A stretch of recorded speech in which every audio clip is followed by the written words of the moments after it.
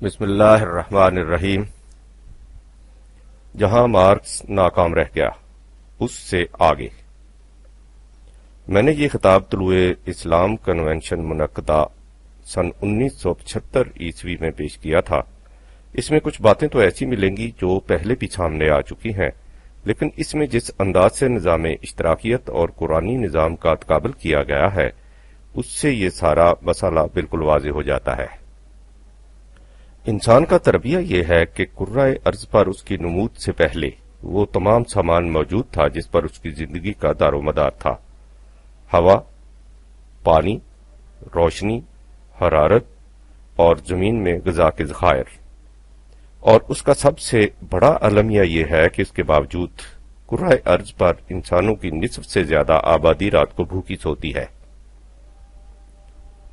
اس میں شبہ نہیں کہ بھوک کی یہ شدت اور کثرت ہمارے زمانے میں بہت زیادہ بڑھ گئی ہے، لیکن مسئلہ یہ آج کا نہیں، قدیم زمانے سے چلا آ رہا ہے۔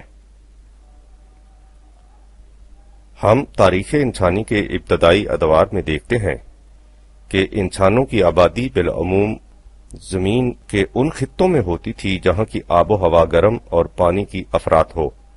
ان طبعی اسباب کی وجہ سے غذائی پیداوار بکثرت ہو جاتی تھی، اور چونکہ آبادی ابھی بہت کم تھی اس لیے اس زمانے میں روٹی کا مسئلہ پیدا نہیں ہوا تھا۔ یہی وہ دور تھا جسے قرآن کریم نے قصہ آدم کے تمثیلی انداز میں جنت ارضی کی زندگی کہہ کر پکارا ہے، جس میں کیفیت یہ تھی کہ وَكُلَا مِنْهَا رَغَدًا حَيْثُ شِئْتُمَا 2/35۔ جہاں کسی کو بھوک لگتی پیٹ بھر کر کھانے کو مل جاتا۔ اس وقت میری اور تیری کی تمیز ابری ہی نہیں تھی۔ ہم تاریخ میں ذرا آگے بڑھتے ہیں تو دیکھتے ہیں کہ زور آور انسانوں نے کمتر انسانوں کو اپنی گرفت میں لے رکھا ہے، جو ان کے لیے خوراک پیدا اور جمع کرنے کا فریضہ سر انجام دیتے ہیں۔ انہیں اس زمانے میں غلام اور دور حاضر میں محنت کش یا مزدور کہا جاتا ہے۔ حقیقت یہ ہے کہ نوع انسان کی تاریخ میں وہ دن سیاہ ترین دن تھا جب ایک غلام نے اپنے آقا کے لیے اس سے زیادہ پیدا کر دیا جتنا اس پر خرچ آتا تھا۔ اس دن نظام سرمایہ داری کی پہلی اینٹ رکھی گئی۔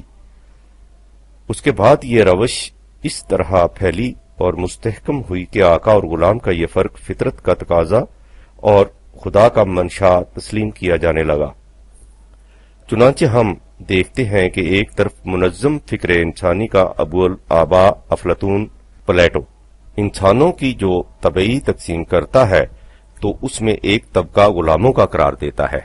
یہی نظریہ ارسطو کا بھی تھا۔ دوسری طرف ہم قدیم ہندو مذہب کو دیکھتے ہیں تو اس میں برہما کے پیدا کردہ ورنوں ذاتوں کی تقسیم میں شودر محنت کش سب سے نچلے درجے میں رکھے جاتے ہیں، اور اسے دھرم کا تقاضا اور خدا کا فیصلہ قرار دیا جاتا ہے۔ ابتدا میں جب ہر فرد یا خاندان اپنے لیے خوراک پیدا کرتا تھا تو وہ اتنا ہی رقبہ زمین اپنی تحویل میں رکھتا تھا جتنے پر وہ محنت کر سکے یا جو اس کی ضروریات پوری کرنے کے لیے کافی ہو۔ بعد میں جب اس نے غلاموں محنت کشوں سے کام لینا شروع کیا تو ان رقبوں کو بھی وسیع کرنا شروع کر دیا۔ اس سے وسائل رزق پر ذاتی ملکیت نے جنم لیا اور میری اور تیری کی تفریق و تمیز وجود میں آ گئی۔ اس کا لازمی نتیجہ یہ تھا کہ جن لوگوں نے زمین کے وسیع رقبوں کو اپنے قبضہ میں لے لیا ان کے پاس ان کی ضروریات سے زائد سامان زیست جمع ہو گیا، اور اسی نسبت سے وہ کمزور انسان ان کے تابع فرمان ہوتے گئے جو اپنی ضروریات پوری کرنے کے لیے ان کے محتاج تھے۔ اسی سے رکاوٹوں، کشمکشوں، آویزشوں، فساد انگیزیوں اور خون ریزیوں کا وہ سلسلہ شروع ہو گیا جسے قرآن کریم نے بعضکم لبعض عدو 2/36 کا لازمی نتیجہ قرار دیا ہے۔ انسانوں کے یہ باہمی تصادمات افراد سے آگے بڑھ کر خاندانوں سے قبیلوں اور قبیلوں سے نسلوں اور نسلوں سے قوموں تک پہنچے۔ یہ ہے وہ مقام جہاں آج انسان اس حالت میں کھڑا ہے کہ اس کا جسم لہو لہان اور اس کی ہڈیاں چور چور ہو چکی ہیں۔ اور اس کی سمجھ میں کچھ نہیں آتا کہ آخر اس درد کی دوا کیا ہے۔ انسانی فکر نے اس مسئلہ کو حل کرنے کی جس قدر کوشش کی، یہ اور الجھتا گیا۔ اس کی اس وقت تک کی کاوشوں کے سلسلہ اعتراض کی آخری کڑی وہ نظریہ تحریک یا نظام ہے جسے کمیونزم یا سوشلزم کہہ کر پکارا جاتا ہے۔ بیشتر اس کے کہ ہم اس نظریہ یا نظام پر تفصیلی گفتگو کریں، ضروری معلوم ہوتا ہے کہ کم از کم مغربی مفکرین کی ان کوششوں پر طائرانہ سی نگاہ ڈال لی جائے جو اس باب میں اس سے پہلے کی گئی، تاکہ اس پس منظر میں یہ نظریہ زیادہ اجاگر ہو کر سامنے آ سکے۔ ہم نے بات شروع کی تھی یونانی مفکر افلاطون سے۔ اس نے کہا کہ اس فساد کا سرچشمہ زمین کی غلط تقسیم ہے۔ اس کا حل اس نے یہ بتایا کہ ہر فرد کو زمین کا ایک ٹکڑا دے دیا جائے جو مستقل طور پر اس کی تحویل میں رہے اور اس کے مرنے کے بعد اس کے صرف ایک وارث کی طرف منتقل ہو۔ اس زمین کی پیداوار اس فرد کے خاندان کی مشترکہ ضروریات پوری کرے۔ باللفاظ دیگر اس نے اشتراک کمیونزم کا تصور تو دیا، لیکن جہاں تک زمین کا تعلق تھا اسے محدود رکھا خاندان تک۔ لیکن اس نے کاشتکاروں کے ان خاندانوں کو امور مملکت میں دخل انداز نہیں ہونے دیا۔ حکومت کو اس نے مفکرین اور شمشیر زنوں تک محدود رکھا۔ افلاطون کے شاگرد ارسطو نے اس نظریہ کی مخالفت کی اور کہا کہ مشترکہ ملکیت میں کم از کم چیزیں رکھی جائیں اور زیادہ سے زیادہ چیزیں افراد کی ذاتی ملکیت میں دے دی جائیں۔ لیکن افلاطون کا نظریہ تھا یا ارسطو کا، یہ دونوں ناکام رہے، اس لیے کہ یہ دونوں غلاموں محنت کشوں کے وجود کو فطرت کا منشا اور انسان کی تمدنی زندگی کا لازمی تقاضا قرار دیتے تھے۔ اس کا لازمی نتیجہ یہ تھا کہ انسان بدستور دو گروہوں میں بٹے رہیں، ایک طبقہ پیدا کرنے والوں کا اور دوسرا ان کی کمائی پر زندگی بسر کرنے والوں کا، جنہیں قرآن کریم مترفین کہہ کر پکارتا اور انسانیت کا بدترین دشمن قرار دیتا ہے۔ اب ہمیں آگے بڑھ کر 16ویں صدی کے یورپ میں پہنچ جانا چاہیے، جب اس مسئلہ یعنی معاشیات نے ایک الگ اور مستقل شعبہ علم کی حیثیت اختیار کر لی تھی۔ اس وقت وہاں وہ معاشی نظام رائج تھا جسے عام طور پر مرکنٹلزم کہہ کر پکارا جاتا ہے۔ یہ نظام وہاں 18ویں صدی تک رائج رہا۔ اسے بحیثیت ایک معاشی نظریہ کے سب سے پہلے اٹلی کے ایک صاحب قلم سیرا نے سن 1603 عیسوی میں پیش کیا تھا۔ یہ وہ زمانہ تھا جب لوتھر کی تحریک اصلاح کلیسا کے بعد یورپ میں ہیومنزم کا دورہ تھا۔ اس فلسفہ کا بنیادی تصور یہ ہے کہ ذاتی مفاد، سیلف انٹرسٹ کے سوا کوئی ایسا جذبہ نہیں جو انسان کو کسی کام کے لیے آمادہ کرے۔ لہذا مفاد خواہشی وہ اصول ہے جو کاروبار حیات میں حرکت پیدا کرتا اور اسے رہنمائی دیتا ہے، اور مفاد خواہش کا تحفظ ذاتی ملکیت کے سوا کسی طرح نہیں ہو سکتا۔ اس فلسفہ کا ایک نامور معید ہابز تو یہاں تک کہہ گیا ہے کہ انسان کو حیوانات پر شرف اور امتیاز ہی اس لیے حاصل ہے کہ اس کے ہاں ذاتی ملکیت کا تصور ہے۔ مرکنٹلزم کے معاشی نظام کی عمارت اسی بنیاد پر استوار ہوئی، لیکن انہوں نے ذاتی ملکیت کے تصور کو آگے بڑھا کر قومی ملکیت تک پہنچا دیا اور کہا کہ مملکت کے لیے ضروری ہے کہ وہ دوسری قوموں سے اس طرح تجارت کرے کہ ان کی دولت کھینچ کر اپنی قوم کی ملکیت میں آ جائے۔ آپ نے دیکھا کہ اس معاشی نظام کی بنیاد خالصتاً مادیت یعنی مفاد خواہش پر ہے، خواہ وہ مفاد ایک فرد کا ہو یا ایک قوم کا۔ انہیں اس سے غرض نہیں ہوتی کہ دوسروں پر کیا گزرتی ہے۔ اس کا نام کیپٹلزم یا نظام سرمایہ داری ہے۔ 18ویں صدی کے وسط میں اس نظریہ کے خلاف شدید رد عمل ہوا اور فرانس کے مفکرین کے ایک گروہ نے ایک اور نظام کا نظریہ پیش کیا جو فزیوکریسی کی اصطلاح سے متعارف ہوا۔ اس کے معنی ہے فطرت کی حکمرانی۔ بنیادی طور پر اس کا مفہوم یہ تھا کہ نظام وہی صحیح قرار پا سکتا ہے جو انسانوں کا وضع کردہ نہ ہو، فطرت کا عطا کردہ ہو۔ لیکن چونکہ نہ فطرت کا کوئی متعین مفہوم ان کے سامنے تھا، نہ نظام فطرت کا، اس لیے ان کا اولین مطالبہ یہ تھا کہ فرد کو زیادہ سے زیادہ آزادی حاصل ہونی چاہیے اور حکومت کو اس کے معاملات میں کم از کم دخیل۔ اسی نظریہ کو عدم مداخلت یا لیزز فیئر کہا جاتا ہے۔ جہاں تک اس کے معاشی نظام کا تعلق ہے، وہ ان کے ایک مشہور رہنما ترگوٹ کا وضع کردہ ہے۔ اس نظریہ کی روح سے معاشرہ دو طبقوں میں تقسیم ہو جاتا ہے، ایک طبقہ پیدا کرنے والوں کا اور دوسرا طبقہ بانچ۔ اس کے نزدیک پیدا کرنے والا طبقہ صرف کاشتکاروں کا ہے، باقی لوگوں کی زیست کا دار مدار اس پیداوار پر ہے جو کاشتکار کی ضرورت سے زائد ہو۔ چنانچہ ان کے ہاں کا مشہور مقولہ ہے، غریب کاشتکار، غریب مملکت، غریب بادشاہ۔ ان کے نزدیک معیشت کا بہترین نظام مبادلہ اشیاء، بارٹر سسٹم ہے۔ ایک شخص کے پاس گیہوں ہے لیکن اسے ضرورت تیل کی ہے، دوسرے کے پاس تیل ہے اور اسے گیہوں کی ضرورت ہے، لہذا وہ گیہوں اور تیل کا باہمی تبادلہ کر لیتے ہیں اور اس طرح دونوں کی ضرورتیں پوری ہو جاتی ہیں۔ لیکن کبھی ایسا بھی ہوتا ہے کہ ایک شخص کے پاس اتنا تیل فالتو ہے جتنے کی کسی کو ضرورت نہیں، تو اس کے لیے اس فاضلہ جنس تیل کا سنبھال کر رکھنا ایک مسئلہ ہو جائے گا۔ ان کی تحقیق کی روح سے اس مسئلہ کے حل کے لیے چاندی، سونے کے ٹکڑوں کو استعمال میں لایا گیا۔ اس طرح سکہ کا وجود عمل پہ آیا۔ شروع میں لوگ ایک دوسرے سے مانگ کر سکوں کو استعمال کر لیتے تھے، لیکن رفتہ رفتہ سکہ کے مالکوں نے سوچنا شروع کر دیا کہ ہم اپنے سکے دوسروں کے استعمال کے لیے مفت کیوں دے دیں۔ چنانچہ انہوں نے ان کے استعمال یوز کا معاوضہ لینا شروع کر دیا۔ اس کا نام سود یا یوزری تھا۔ ترگوٹ کے نزدیک پانچ طبقوں میں بدترین طبقہ وہ تھا جو پیدا کچھ نہیں کرتا تھا اور دھات کے چند ٹکڑوں کے استعمال کے معاوضہ پر زندگی گزارتا تھا۔ ان لوگوں کا نظریہ یہ تھا کہ پیداوار کے حقیقی سرچشمہ یعنی کاشتکار کو معاشرہ میں بلند ترین مقام ملنا چاہیے، حتیٰ کہ حکام سے بھی برتر۔ وہ ان حکام کا شمار بھی پانچ طبقہ میں کرتا تھا۔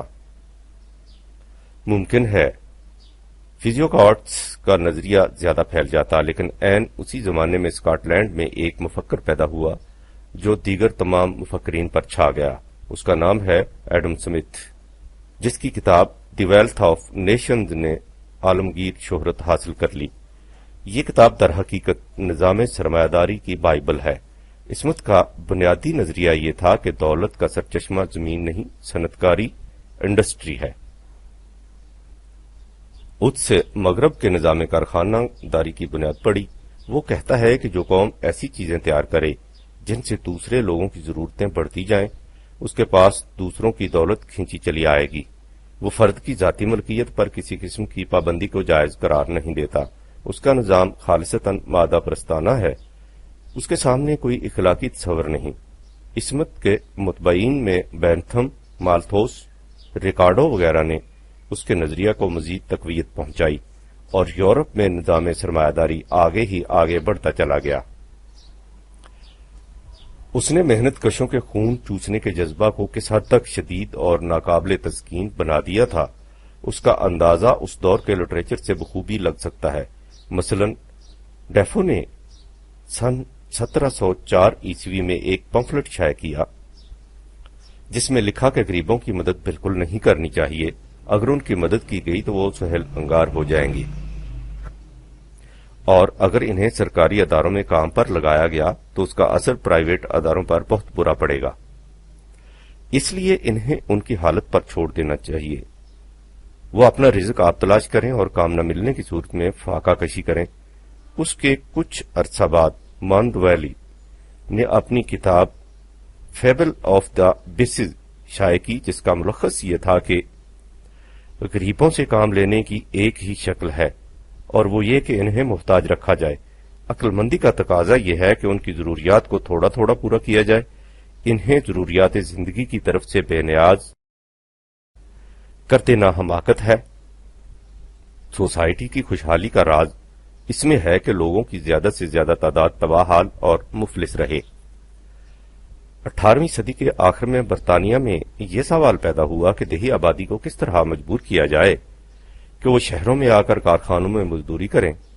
اس باب میں ولیم ٹوینسنٹ نے سن 1785 میں اپنی کتاب ڈیزرٹیشن آن دا پور لاز میں لکھا کہ بھوک کا کوڑا ایسا سخت ہے جو وحشی سے وحشی اور تند خو سے تند خو جانور کو بھی رام کر دیتا ہے، اس سے سرکش انسان بھی مطیع و فرمانبردار بن جاتا ہے۔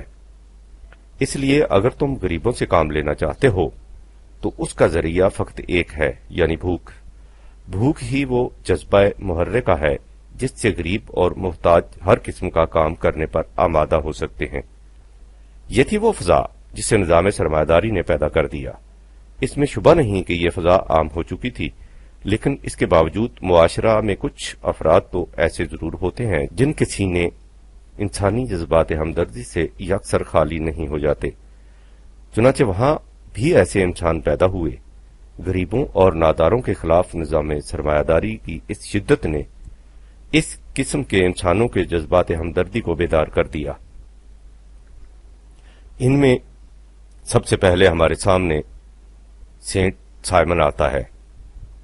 اس کا نظریہ یہ تھا کہ محنت کش طبقہ کی جسمانی اور تعلیمی حالت میں خوشگوار تبدیلی پیدا کی جائے اور معاشرے کی اثر نو تنظیم اس طرح کی جائے کہ تمام افراد کام کریں اور کوئی شخص بیٹھ کر بیکار دوسروں کی محنت پر زندگی بسر نہ کرے۔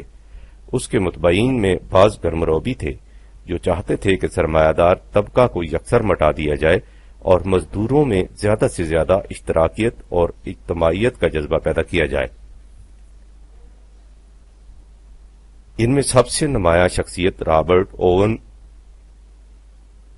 سن 1771 تا 1858 کی ہے۔ اس کی فکر کا بنیادی نظریہ یہ تھا کہ انسان اپنے ماحول کی پیداوار ہوتا ہے، وہ اپنا کریکٹر خود نہیں بناتا، اس کا معاشرہ اس کا کریکٹر متشکل کرتا ہے۔ اوون ایک نظری مفکر ہی نہیں تھا، عملی مسلح تھا۔ چنانچہ اس نے گلاسگو کے نزدیک مزدوروں کے لیے ایک کارخانہ قائم کیا، اس کے پاس ہی ان کی ایک بستی بسائی، ان کے لیے عمدہ رہائش گاہیں تعمیر کیں، مدرسے کھولے، ان کے حفظان صحت کا انتظام کیا۔ وہ کہتا تھا کہ سرمایہ دار کے لیے 5% سے زیادہ منافع نہیں ہونا چاہیے، باقی سب مزدوروں کی بہبود پر صرف ہونا چاہیے۔ ظاہر ہے کہ سرمایہ دار طبقہ کی طرف سے اس کی مخالفت ہونی تھی، سو ہوئی اور بڑی شدت کے ساتھ ہوئی۔ وہ کہتے تھے کہ یہ پاگل ہے اور وہ کہتا تھا کہ یہ سب پاگل ہیں۔ جوں جوں اس کی مخالفت بڑھتی گئی وہ اور متشدد ہوتا گیا۔ چنانچہ اس کے بعد اس نے مذہب کی بھی مخالفت شروع کر دی۔ وہ کہتا تھا کہ اس قسم کے تمام باطل نظریوں کا ذمہ دار مذہب ہے۔ اس کے دوستوں نے بھی اس کا ساتھ چھوڑنا شروع کر دیا۔ یہ نظریہ اوون ہی کا ہے کہ انسانی ترقی کے راستے میں 3 بڑے موانع ہیں، ذاتی جائیداد، مذہب اور شادی۔ اس کا خیال تھا کہ صحیح اشتراکی زندگی میں ان تینوں کو مٹا دینا ہوگا۔ اس قسم کا ایک اشتراکی ریفارمر فرانس کا رہنے والا لوئی بلان تھا۔ اس کا نظریہ یہ تھا کہ مملکت کا فریضہ ہے کہ وہ ہر فرد کے لیے کام مہیا کرے اور یہ کہ مزدوروں کو ان کی محنت کے مطابق ہی معاوضہ نہیں ملنا چاہیے بلکہ اتنا زیادہ ملنا چاہیے جس سے ان کی تمام ضروریات زندگی پوری ہو جائیں۔ اس جماعت کا ایک اور ممتاز فرد پرادھن سن 1809 تا 1865 تھا۔ یہ در حقیقت مارکسی اشتراکیت کا دائرے پیش رس تھا۔ اس کا نظریہ یہ تھا کہ جائیداد در حقیقت چوری ہے اور جائیدادوں کے مالک سب چور ہیں۔ وہ کہتا تھا کہ جائیداد اس طرح بنتی ہے کہ دوسرے لوگ محنت کرتے ہیں اور ان کی محنت کا ماحصل کوئی اور لے جاتا ہے۔ زمین کے متعلق اس کا نظریہ یہ تھا کہ یہ فطرت کا عطیہ ہے جس پر ملکیت کا کسی کو حق نہیں، نہ ہی اسے بٹائی یا پٹا پر دیا جا سکتا ہے، اس سے صرف انسان کی ضروریات پوری کی جا سکتی ہیں۔ یہ تھا وہ ماحول جس میں کارل مارکس نے آنکھ کھولی، اور یہ تھے وہ اشتراکیین جنہوں نے مارکس کے لیے زمین ہموار کی۔ مارکس بالخصوص رابرٹ اوون سے بہت زیادہ متاثر تھا۔ چنانچہ کول جس نے اوون کے سوانح حیات مرتب کیے ہیں لکھتا ہے کہ اشتراکیین کے نزدیک نظریہ اشتراکیت مارکس کا پیدا کردہ ہے، لیکن در حقیقت اس کا مصنف اوون ہے، بلکہ ہم کہیں گے کہ اس کا چہرہ اس سے زیادہ پرادن کے سر ہے۔ بہرحال یہ تھے وہ مارکس کے پیش رو جن کی فکر سے وہ بہت متاثر تھا۔ کارل مارکس سن 1818 تا 1883 عیسوی یہودی النسل جرمنی کا باشندہ تھا۔ برلن یونیورسٹی میں وہ ہیگل کے فلسفہ سے متاثر ہوا اور یہی اس کے معاشی فکر کی بنیاد بنا۔ شروع میں اس نے جرمنی ہی میں اپنی فکر کی اشاعت کی، لیکن وہاں کی فضا سازگار نہ رہی تو وہ پیرس چلا آیا۔ وہاں اس کی ملاقات فریڈرک اینجلز سے ہوئی جو اس کی فکر کا بہت بڑا ستون ثابت ہوا۔ وہیں یہ پرادن سے بھی ملا اور اس کے خیالات سے بہت متاثر ہوا۔ اسے پیرس سے نکال دیا گیا تو یہ برسلز چلا گیا اور اس کے بعد لندن، جہاں سے اس کی مشہور کتاب سرمایہ کیپٹل شائع ہوئی، جس نے معاشی فکر کی دنیا میں انقلاب پیدا کر دیا۔ اب ہم اس مقام پر پہنچ گئے ہیں جہاں مارکس کا فلسفہ ہمارے سامنے آتا ہے، لیکن میں آپ کو فلسفہ کی گتھیوں میں الجھانا نہیں چاہتا، بالخصوص اس لیے کہ ہمارے پیش نظر موضوع سے اس کا بہت کم تعلق ہے۔ عام فہم الفاظ میں مارکس کے فلسفہ کا ملخص یہ ہے کہ کائنات میں تغیر کا عمل مسلسل جاری ہے۔ یہاں نہ کوئی نظریہ، تصور یا عقیدہ غیر متبدل ہے، نہ کوئی نظام مستقل۔ یہاں ہر شے تغیر پذیر ہے۔ دنیا میں ایک معاشی نظام قائم ہوتا ہے، کچھ عرصہ کے بعد ایک اور نظام اس کی جگہ لے لیتا ہے جو اس کی ضد ہوتا ہے، پھر اس نظام کی جگہ ایک اور نظام لے لیتا ہے جو اس کی بھی ضد ہوتا ہے۔ یہ سلسلہ تغیرات و ازداد ازل سے جاری ہے اور ابد تک جاری رہے گا۔ اس وقت نظام سرمایہ داری رائج ہے، اب وقت آ گیا ہے کہ اس کی جگہ ایک اور نظام لے لے جو اس کی ضد ہو۔ یہ نظام اشتراکیت پر مبنی ہوگا۔ جب اس سے پوچھا گیا کہ وہ کون سی قوت ہے جو سلسلہ تغیرات و ازداد کو اس نظم و ضبط کے ساتھ وجود میں لاتی ہے، تو اس نے کہا کہ ایسا تاریخی وجوب ہسٹوریکل نیسیسٹی کی روح سے ہوتا ہے۔ تاریخی وجوب ایک ایسی اصطلاح ہے جو آج تک شرمندہ معنی نہیں ہو سکی۔ نیسیسٹی یا وجوب کے معنی ہوتے ہیں ایسی بات جو بہرحال ہو کر رہے، اسے ہسٹوریکل ڈٹرمینزم بھی کہتے ہیں، یعنی تاریخی جبریت۔ اس کا مطلب یہ ہوتا ہے کہ ہم سمجھ سکیں یا نہ سمجھ سکیں، ایسا بہرحال ہو کر رہتا ہے، کوئی قوت اسے روک نہیں سکتی۔ لہذا نظام سرمایہ داری کے لیے اب یہ مقدر ہے کہ وہ مٹ جائے اور اس کی جگہ ایک ایسا نظام لے لے جو اس کی ضد ہو۔ اس سے ایک بات واضح طور پر سامنے آ جاتی ہے، اور وہ یہ کہ مارکس بھی اپنے پیش روؤں کی طرح اپنے سینے میں دل درد مند رکھتا تھا، اس لیے چاہتا تھا کہ وہ نظام جس نے انسانیت پر اس قدر ظلم و تشدد روا رکھے ہیں کسی نہ کسی طرح مٹ جائے۔ اس تغیر کے لیے اسے کوئی ایسی اساس نہیں مل سکی جو دلیل و برہان ریزن پر مبنی ہو، اس لیے اس نے نظریہ جبریت کے سایہ میں پناہ لی۔ چنانچہ یہ نظریہ ایک ایسی مبہم اندھی قوت کے تصور پر مبنی ہے جس کے سامنے عقل و نظر و علم و ہنر ہیں خس و خاشاک۔ علامہ اقبال نے مارکس کے اس اندرونی تضاد کو ایک مصرع میں واشگاف کر دیا ہے جب کہا کہ قلبی او مومن دماغش کافر است۔ وہ سینے میں دل تو دردمند رکھتا تھا لیکن اس کی سوچ غلط تھی۔ اس سلسلہ میں مہاتما بدھ کی بین مثال ہمارے سامنے ہے۔ انہوں نے اپنے معاشرہ پر نظر ڈالی تو اس میں بے شمار اندھے، لولے، لنگڑے، کوڑی، اپاہج دکھائی دیے۔ وہ ایک ریاست کے ولی عہد تھے۔ اگر ان کی فکر صحیح ہوتی تو وہ لوگوں کے ان مصائب کے حقیقی اسباب کی تحقیق کرتے، اور اس تحقیق میں انہیں نظر آ جاتا کہ اس کی ذمہ داری خود ان کی ریاست کے نظام پر عائد ہوتی ہے۔ لیکن ان کی سوچ صحیح نہیں تھی، جس کی وجہ سے وہ اس نتیجہ پر پہنچ گئے دنیا ہے ہی غیبتوں کا گھر، اور اس کا علاج صرف یہ ہے کہ اسے تیاگ کر انسان جنگلوں میں چلا جائے۔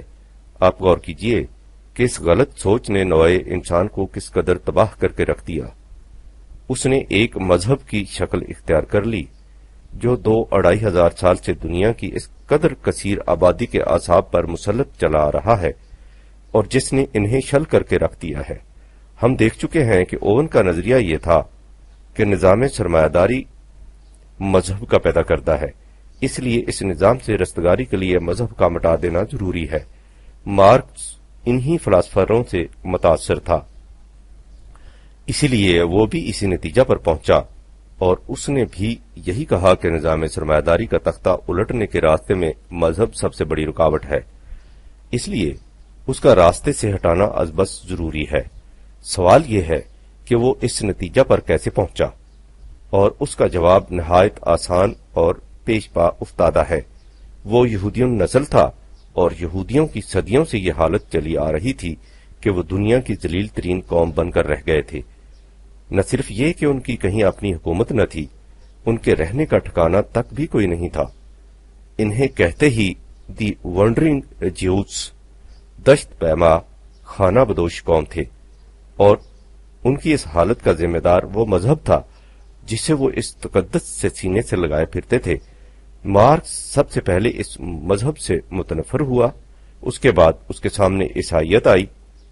یہ وہ مذہب تھا جس کے انسانیت کچھ نتائج سے غیر تو غیر۔ خود عیسائی بھی چلا اٹھے تھے۔ مشہور مورخ اور مفکر رابرٹ برفو اپنی شہرا آفاق کتاب دی میکنگ آف ہیومینٹی میں لکھتا ہے، عیسائیت کا جرم یہ ہے کہ اس نے اپنی ساری تاریخ میں ہمیشہ استبداد کا ساتھ دیا ہے اور اسے تقویت پہنچانے کا ذریعہ بنی ہے، سوائے ان حالات کے جن میں خود کلیسا کا مفاد غریبوں کے مفاد کے ساتھ وابستہ ہو گیا تھا۔ اس نے کبھی اپنا اثر و قوت کمزوروں کی آزادی اور مستبد قوتوں کی روک تھام کے لیے صرف نہیں کیا، اس کے برعکس اس نے ہمیشہ جور و ستم اور جبر و استبداد کی حمایت کی ہے۔ اس کے بعد برفو اسپانیہ کے پروفیسر ڈاکٹر فالٹا ڈی گریسیا کہ یہ الفاظ نقل کرتا ہے، عیسائیت میں عدل کا تصور بھی اس طرح نامانوس ہے جس طرح ذہنی دیانت کا۔ یہ اس کے تصور اخلاق کے دائرے سے بالکل باہر کی چیز ہے۔ عیسائیت نے ان لوگوں سے تو شفقت اور ہمدردی کا اظہار کیا ہے جن پر ظلم و ستم ہو، لیکن خود ظلم و ستم کی طرف سے ہمیشہ چشم پوشی کی ہے۔ ذرا سوچئے کہ سینٹ ونسنٹ فرانس کے اس قید خانہ کا معائنہ کرتا ہے جو دنیا میں جیتا جاگتا جہنم ہے۔ وہ وہاں محبت کا پیغام عام کرتا ہے اور گناہگاروں کو توبہ کی تلقین کرتا ہے، لیکن وہ ظلم و ستم جس پر اس جہنم کا قیام ہے اس کا اسے احساس تک نہیں ہوتا۔ ظالموں کے پنجائے استبداد میں جکڑی ہوئی انسانیت کی چیخیں نکلتی رہیں، انسانوں کی زندگیاں اور قلوب و اذہان غلامی کی زنجیروں میں جکڑے رہیں، ان کی ہڈیاں چٹکتی رہیں، وہ مٹ جائیں، فنا ہو جائیں۔ عیسائیت فقط اتنا کرے گی کہ انہیں تسلی کی تھپکیاں دیتی رہے گی، لیکن اس کے حیطۂ تصور میں بھی نہیں آئے گا کہ اس ظلم و ستم کو کس طرح مٹایا جائے جس کی وجہ سے انسانیت ان مصائب کا شکار ہو رہی ہے۔ ان مظالم کے استحصال اور ان سے انسانوں کی نجات کی ذمہ داری کی طرف سے یہ بالکل آنکھ بند کیے رہے گی۔ یہ تھا وہ مذہب جس کے متعلق اس سے پہلے جرمن فلاسفر نیٹشے نے چیخ کر کہا تھا کہ مجھے اس کے خون سے ہاتھ رنگنے پڑے اور اسے اصلی معنوں میں سلیب دینا پڑا۔ یہی تھا وہ مذہب جس کے خلاف اوون نے صدائے احتجاج بلند کی اور اس سے مارکس متاثر ہوا۔ ہیگل کا ایک اور شاگرد فیورباخ، اس نے اپنی کتاب ایسنس آف کرسچینٹی میں عیسائیت کی دھجیاں بکھیر کر رکھ دی تھیں۔ یہ اینجلز اور مارکس کا بڑا محبوب تھا۔ انہوں نے مذہب عوام کے لیے افیون ہے کا نظریہ اسی سے مستعار لیا تھا۔ حقیقت یہ ہے کہ یہ مذہب تھا ہی ایسا جس کے خلاف ہر دل دردمند، سراپا نالا اور ہمتن انقلاب بن جاتا۔ لہذا اگر مارکس نے بھی اس کی مخالفت کی تو اس میں وہ حق بجانب تھا، البتہ اس کے جذبات کی شدت اور سوچ کی غلطی یہ تھی کہ وہ بجائے اس کے کہ وہ اس مذہب یا اسی جیسے دیگر مذاہب کی مخالفت کرتا، اس نے مستقل اقدار، غیر متبدل اصول حیات اور قانون مکافات عمل ہی سے انکار کر دیا۔ انہی کے انکار کو خدا، وحی اور آخرت کے انکار سے تعبیر کیا جاتا ہے۔ اس نے واضح الفاظ میں کہہ دیا کہ اخلاق، مذہب، معبادت، طبیعت اور اسی قسم کے دوسرے تصورات اپنا آزاد وجود کہیں نہیں رکھتے، نہ ان کی کوئی تاریخ ہے، نہ نشو و نما، بجز اس کے کہ انسان جب اپنے معاشی ذرائع کو نشو و نما دیتا ہے تو اس کے ساتھ ساتھ اپنے افکار و تخیلات کو بھی بدلتا رہتا ہے۔ انہی کا نام اخلاق اور مذہب ہے، دی کیپٹل۔ ہم سمجھتے ہیں کہ ایک اتنے بڑے مفکر سے جس کی فکر نے نوع انسان کے ایک کثیر حصہ کو متاثر کرنا اور نہ معلوم کب تک کرتے چلے جانا تھا، یہ توقع کرنا کچھ زیادتی نہیں ہوگا کہ اس نے جہاں یہودیت، عیسائیت اور شاید بدھ مت جیسے مذاہب کا مطالعہ کرنے کے بعد ایک نتیجہ اخذ کیا تھا، دنیا کا ایک ایسا ہی عظیم مذہب اسلام اس کے سامنے تھا۔ اسے چاہیے تھا کہ وہ اسے بھی سمجھنے کی کوشش کرتا۔ ایسا کرنا اس کے لیے چندہ مشکل بھی نہیں تھا، کیونکہ اس مذہب کا ضابطۂ حیات قرآن مجید دنیا کے کونے کونے تک پہنچ چکا تھا۔ وہ اگر خالی ذہن ہو کر قرآن کریم کا مطالعہ کر لیتا تو ہمیں یقین ہے کہ اس کی فکر اس قدر تخریبی راستے اختیار نہ کرتی، لیکن افسوس ہے کہ اس نے ایسا نہ کیا۔ اس کے لٹریچر میں کہیں قرآن کا نام تک دکھائی نہیں دیتا۔ وہ جذباتی انسان تھا، اپنے جذبات کی شدت کی رو میں بہہ گیا۔ اس سے انسانیت کو کس قدر نقصان پہنچا اسے تو چھوڑیے، اس سے خود اس کا وہ نظام جس کے لیے اس نے اس قدر سختیاں جھیلی اور مصائب برداشت کیے تھے، گونگے کا خواب، شاعر کی تخیلاتی جنت یوٹوپیا اور ناممکن العمل فلسفہ بن کر رہ گیا۔ تفصیل اس اجمال کی ابھی سامنے آتی ہے۔ مارکس نے کہا کہ نوع انسان کی مشکلات کا حل وہ معاشی نظام ہے جس میں ذرائع پیداوار ذاتی ملکیت کی بجائے معاشرہ کی تحویل میں رہیں اور جس میں ہر فرد اپنی اپنی استعداد کے مطابق جان مار کر محنت کرے اور اس کی محنت کا ماحصل معاشرہ کی مشترکہ تحویل میں رہے، جہاں سے ہر فرد کو اس کی ضروریات کے مطابق ملتا جائے۔ اس طرح نہ کوئی فرد اپنی ضروریات سے محروم رہے گا اور نہ کسی کے پاس اس کی ضرورت سے زائد باقی بچے گا۔ اس پر اس کے رفقا جوش مسرت سے اچھل پڑے۔ انہوں نے پالیا کے شور سے فضا میں ارتعاش پیدا کر دیا۔ ان کا خیال یہ تھا کہ ابن آدم کو اب وہ جنت ملا ہی چاہتی ہے جسے اس نے کھو دیا تھا اور جس کی تلاش میں وہ صدیوں سے آن سوراندہ اور این سو درماندہ مارے پھر رہا تھا۔ جب ان کے جذبات کی شدت میں کمی واقع ہوئی تو انہوں نے مارکس سے کہا کہ آپ کے پیش کردہ فارمولہ کی شق اول پر تو خیر کسی نہ کسی طرح عمل کیا جا سکتا ہے۔ معاشرہ قوت فراہم کر لے تو وہ ذرائع پیداوار کو ان کے موجودہ مالکوں کے ہاتھوں سے چھین کر اسے اپنے قبضہ میں لے سکتا ہے، لیکن ہماری سمجھ میں یہ بات نہیں آتی کہ اس کی شق دوم پر کس طرح عمل کیا جا سکے گا، یعنی اس شق پر کہ ہر شخص جان مار کر محنت کرے اور اس کے ماحصل سے صرف اپنی ضروریات کے مطابق لے، باقی دوسروں کے لیے چھوڑ دے۔ اس کا اتنا حصہ تو قابل فہم ہے کہ جن لوگوں کی ضروریات ان کی محنت کے ماحصل سے پوری نہیں ہوتی وہ اس نظام پر لبیک کہہ دیں گے، اگرچہ وہ بھی رفتہ رفتہ اپنی محنت کو کم کر دیں گے، کیونکہ جب وہ دیکھیں گے کہ ان کی تمام ضروریات معاشرہ کی طرف سے پوری ہوتی ہیں تو انہیں کیا پڑی ہے کہ وہ جان مار کر محنت کریں۔ لیکن یہ بات تو قطعاً سمجھ میں نہیں آتی کہ جن لوگوں کی محنت کا ماحصل بہت زیادہ ہوگا اور ضروریات کم، وہ اس نظام کی طرف کیوں آئیں گے؟ وہ کون سا جذبہ محرکہ ہوگا جس کی روح سے وہ جان مار کر محنت کریں اور ایک آدھ دن ہی ایسا نہ کریں، عمر بھر ایسا کرتے رہیں اور اس میں سے کم از کم لیں، باقی سب دوسروں کے لیے چھوڑ دیں۔ وہ کون سا جذبہ محرکہ ہوگا جو انہیں اس پر آمادہ کر دے گا اور استقامت سے اس پر مسلسل چلاتا رہے گا؟ ہمیں یہ سمجھا دیجیے۔ اور مارکس کا جواب یہ تھا کہ یہ بات خود میری سمجھ میں بھی نہیں آتی، اس پر تو میرا ایمان ہے کہ نوع انسانی کی مشکلات کا حل یہی ہے، لیکن یہ ممکن العمل کیسے ہوگا؟ اس کے لیے جذبہ محرکہ کیا ہوگا یہ میں نہیں بتا سکتا۔ مارکس کی تحریریں اس حقیقت کی غماز ہیں کہ وہ ان کے مسلسل تقاضوں سے جلا اٹھتا، وہ انہیں یوٹوپینز، خوابوں کی دنیا میں رہنے والے پکارتا اور ان سے کہتا کہ وہ اس بحث کو نہ چھیڑا کریں۔ ان کی پارٹی میں مارکس بعد لینن آتا تھا، وہ اس کی طرف رجوع کرتے تو وہ بھی اتنا کہہ کر خاموش ہو جاتا کہ نوع انسان کن مراحل سے گزر کر اور کن عملی اقدامات کی روح سے اس بلند مقصد کو حاصل کر سکے گی، اس کی بابت ہم نہ کچھ جانتے ہیں نہ جان سکتے ہیں۔ یہ اس لیے کہ ہمارے پاس کوئی مواد ایسا نہیں جس سے ان سوالات کا جواب دیا جا سکے۔ ایسا کچھ صرف رضامندانہ ہو سکتا ہے۔ کمیونزم میں ایسا ہی ہوگا، لیکن یہ ہوگا کیسے، اس کی بابت ہم کچھ نہیں کہہ سکتے۔ Marx Engels Marxism by Lenin, page 355 تا 58۔ یہ ہے وہ مقام جہاں مارکس ناکام رہ گیا، اور اس لیے کہ جن حقیقتوں سے اسے اس سوال کا جواب ملنا تھا ان سے اس نے انکار کر دیا تھا۔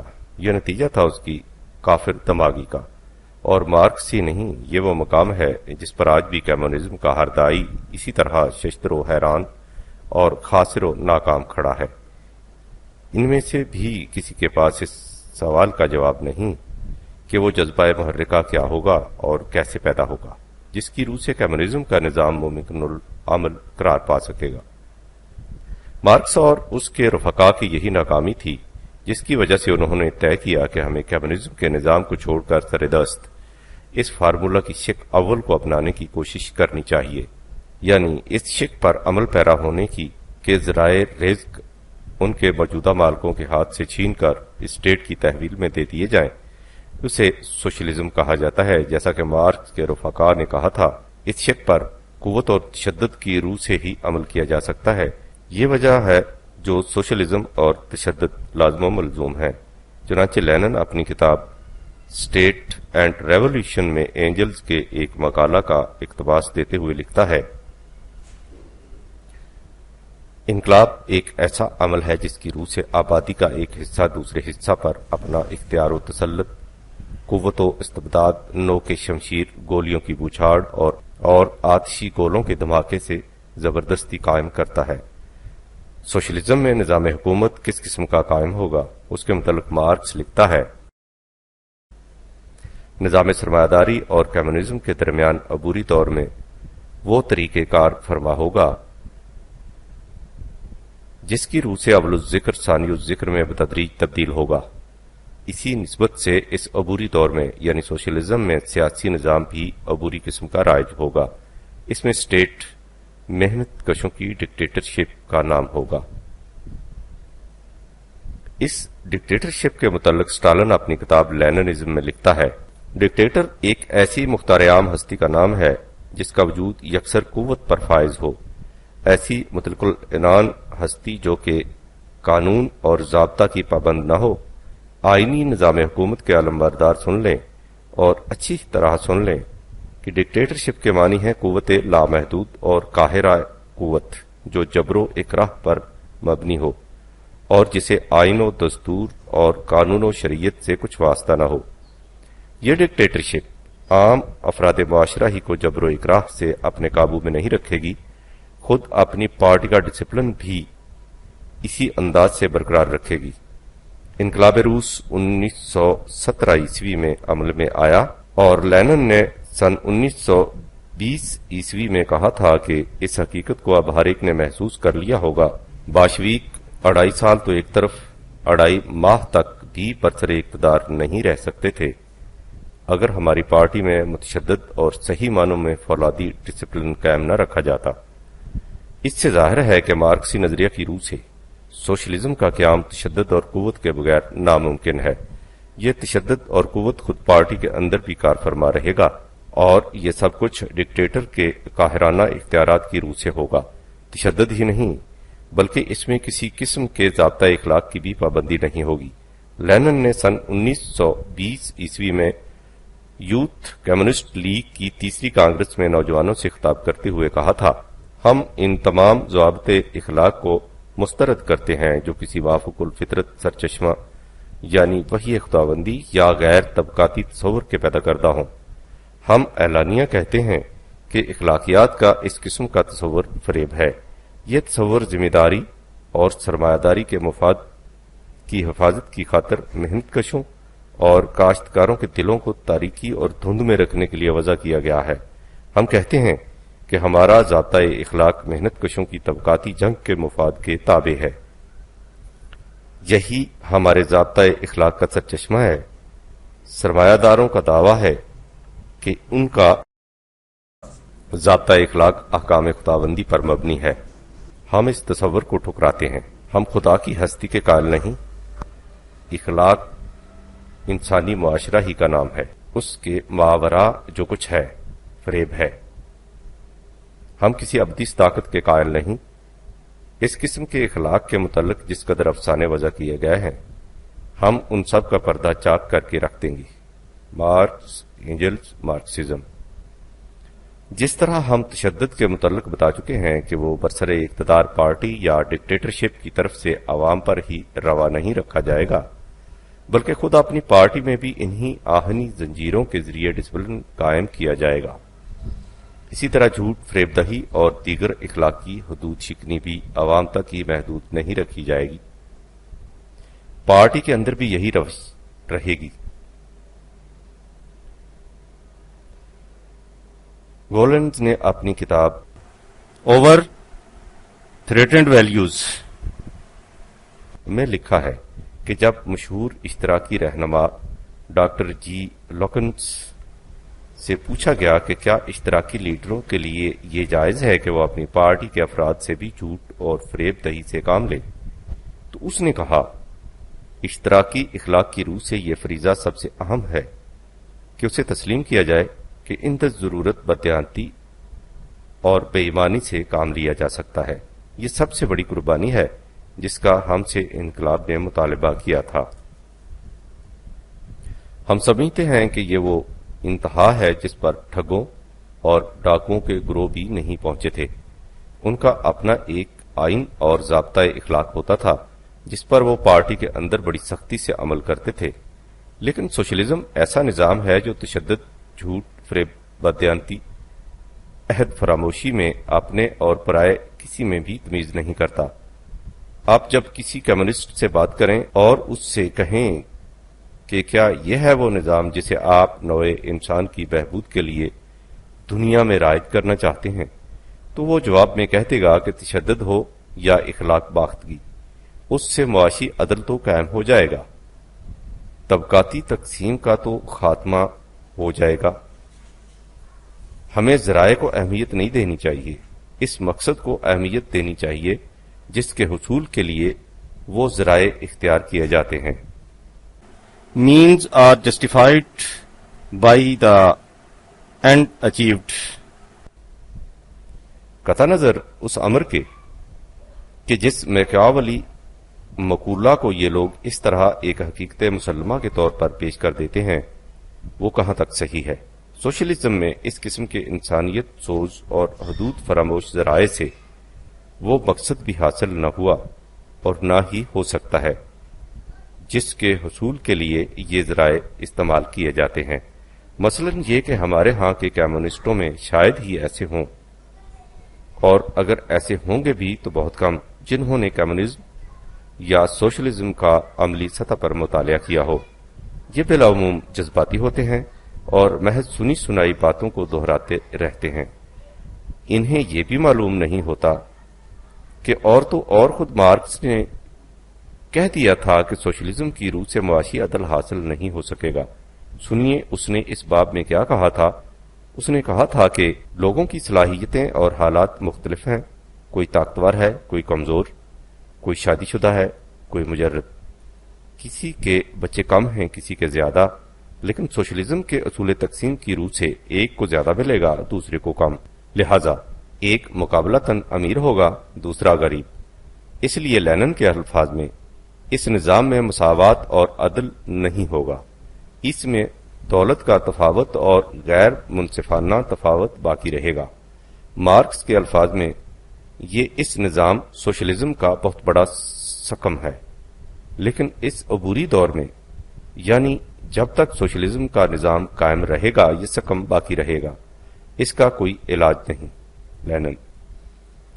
یہ ہے سوشلزم کا ماحصل، خود مارکس اور لینن کے الفاظ میں، اور اس کا ثبوت ہر وہ ملک پیش کر رہا ہے جہاں سوشلزم رائج کیا گیا ہے، اور یہی وجہ ہے کہ یہ کہیں کامیاب نہیں ہو سکا۔ جس نظام میں طبقاتی تفاوت بدستور باقی رہے اور معاشی عدل قائم ہی نہ ہو سکے، اسے آپ कब तक डंडे के जोर पर कायम रख सकेंगे। ये हजरात झट से कह दिया करते हैं कि देखिए ये निजाम चीन में किस हुस्न खूबी से चल रहा है। इन्हें कौन बताए कि चीन में ये निजाम अपनी खूबियों की वजह से नहीं चल रहा, ये महज माओ की शख्सियत की वजह से चल रहा है। उस कौम ने अपने इस सरबराह को अपना माबूद बना रखा है। वो उसकी परस्तिश करते हैं और उसकी लाल किताब को आसमानी सहीफा से भी ज्यादा मुकद्दस समझते हैं। वहां इस निजाम के चलने की वजह माओ की परस्तिश है। उसके बाद देखिएगा कि वहां भी क्या होता है। याद रखिए, कोई ऐसा निजाम जो मुहकम बुनियादों पर उस्तवार न हो और महज शख्सियतों के सहारे चल रहा हो, कामयाब नहीं हो सकता। सोशलिज्म की बुनियाद कोई नहीं। सोशलिज्म के मुतल्लिक ये कुछ कह लेने के बाद हम इस मुकाम की तरफ लौटते हैं जहां मार्क्स नाकाम रहा है। हम इससे मुत्तफिक हैं कि इंसानियत की मुआशी मुश्किलात का हल इसी उसूल पर अमल पैरा होने में है कि हर शख्स अपनी इस्तेदाद के मुताबिक काम करे और अपनी जरूरियात के मुताबिक ले। लेकिन मार्क्स को वो बुनियाद नहीं मिल सकी जिस पर इस निजाम की रफी शान अमारत उस्तवार हो। वो जज्बा नहीं मिल सका जो इतने अजीम ईसार का मुहर्रिक बन सके। लेनिन ने कहा था कि ऐसा कुछ सिर्फ रजाकाराना तौर पर हो सकेगा और उसके लिए जिस जज्बा की जरूरत है हमें कुछ मालूम नहीं कि वो कैसे पैदा हो सके और किस तरह कायम रह सकेगा। यही थी वो हकीकत जिसकी तरफ अल्लामा इकबाल ने इनकलाब रूस के बाद उसे मुखातब करते हुए कहा था कि ए के मी ख्वाही नजाम आलमे जुस्ताई उ रा असासे मुहकमे दास्ताने कुहना शुस्ती बाब बाब फिक्र रा रोशन कुन अज उम्मुल किताब। आइए हम देखें कि उम्मुल किताब वो असासे मुहकम किस तरह मुहैया करती है। इस असासे मुहकम का नाम है ईमान। हमारे यहाँ के और शायद बाकी दुनिया के कम्युनिस्टों की भी कैफियत ये है कि जो ही उनके सामने ईमान या खुदा का नाम लिया जाए, ये एक तहकीर आमेज तबस्सुम बल्कि इस्तेहजा आलूद कहकहा से उसका इस्तकबाल करते और इस किस्म के रटे रटाए फिक्रे बोलकर बात खत्म कर देते हैं कि ईमान अंधी अकीदत का नाम है जिसे खौफ से पैदा किया जाता और जहालत के सहारे कायम रखा जाता है। अब इस किस्म की तोहम परस्तियों का जमाना नहीं रहा। हमने मफाद परस्तों की कारगाह में ढले हुए इन तमाम बुतों को पाश पाश करके रख दिया है, वगैरह वगैरह। वो इस किस्म के अल्फाज दोहराकर अपनी इनकलाब पसंदी का रोब गांठना या इल्मियत की दाग बैठाना चाहते हैं। हालांकि हकीकत यह है कि मार्क्स, एंजल्स वगैरह ने कम अज कम ईसाइयत का तो मुतालिया किया था, लेकिन इन हजरात ने किसी मजहब का भी मुतालिया नहीं किया होता। उनके मुबलिग इल्म का मुंतहा इस किस्म की सुनी सुनाई बातें होती हैं। इन हजरात का सबसे बड़ा सवाल यह होता है कि आप खुदा का वजूद साबित कीजिए, और साबित कीजिए से उनकी मुराद ये होती है कि इन्हें बताइए कि वो देखिए सामने पहाड़ी पर खुदा बैठा है। कबल उसके कि हम उनकी खिदमत में अर्ज करें कि ईमान किसे कहते हैं और खुदा पर ईमान से मफहूम क्या है, हम खुद उनसे एक सवाल पूछना चाहते हैं। वो ये कि कम्युनिज्म की बुनियाद मार्क्स के इस नजरिया पर है कि मुआशी तगय्युरात एक लगे बंदे कानून के मुताबिक रूनुमा होते रहते हैं जिसमें कभी तब्दीली नहीं होती।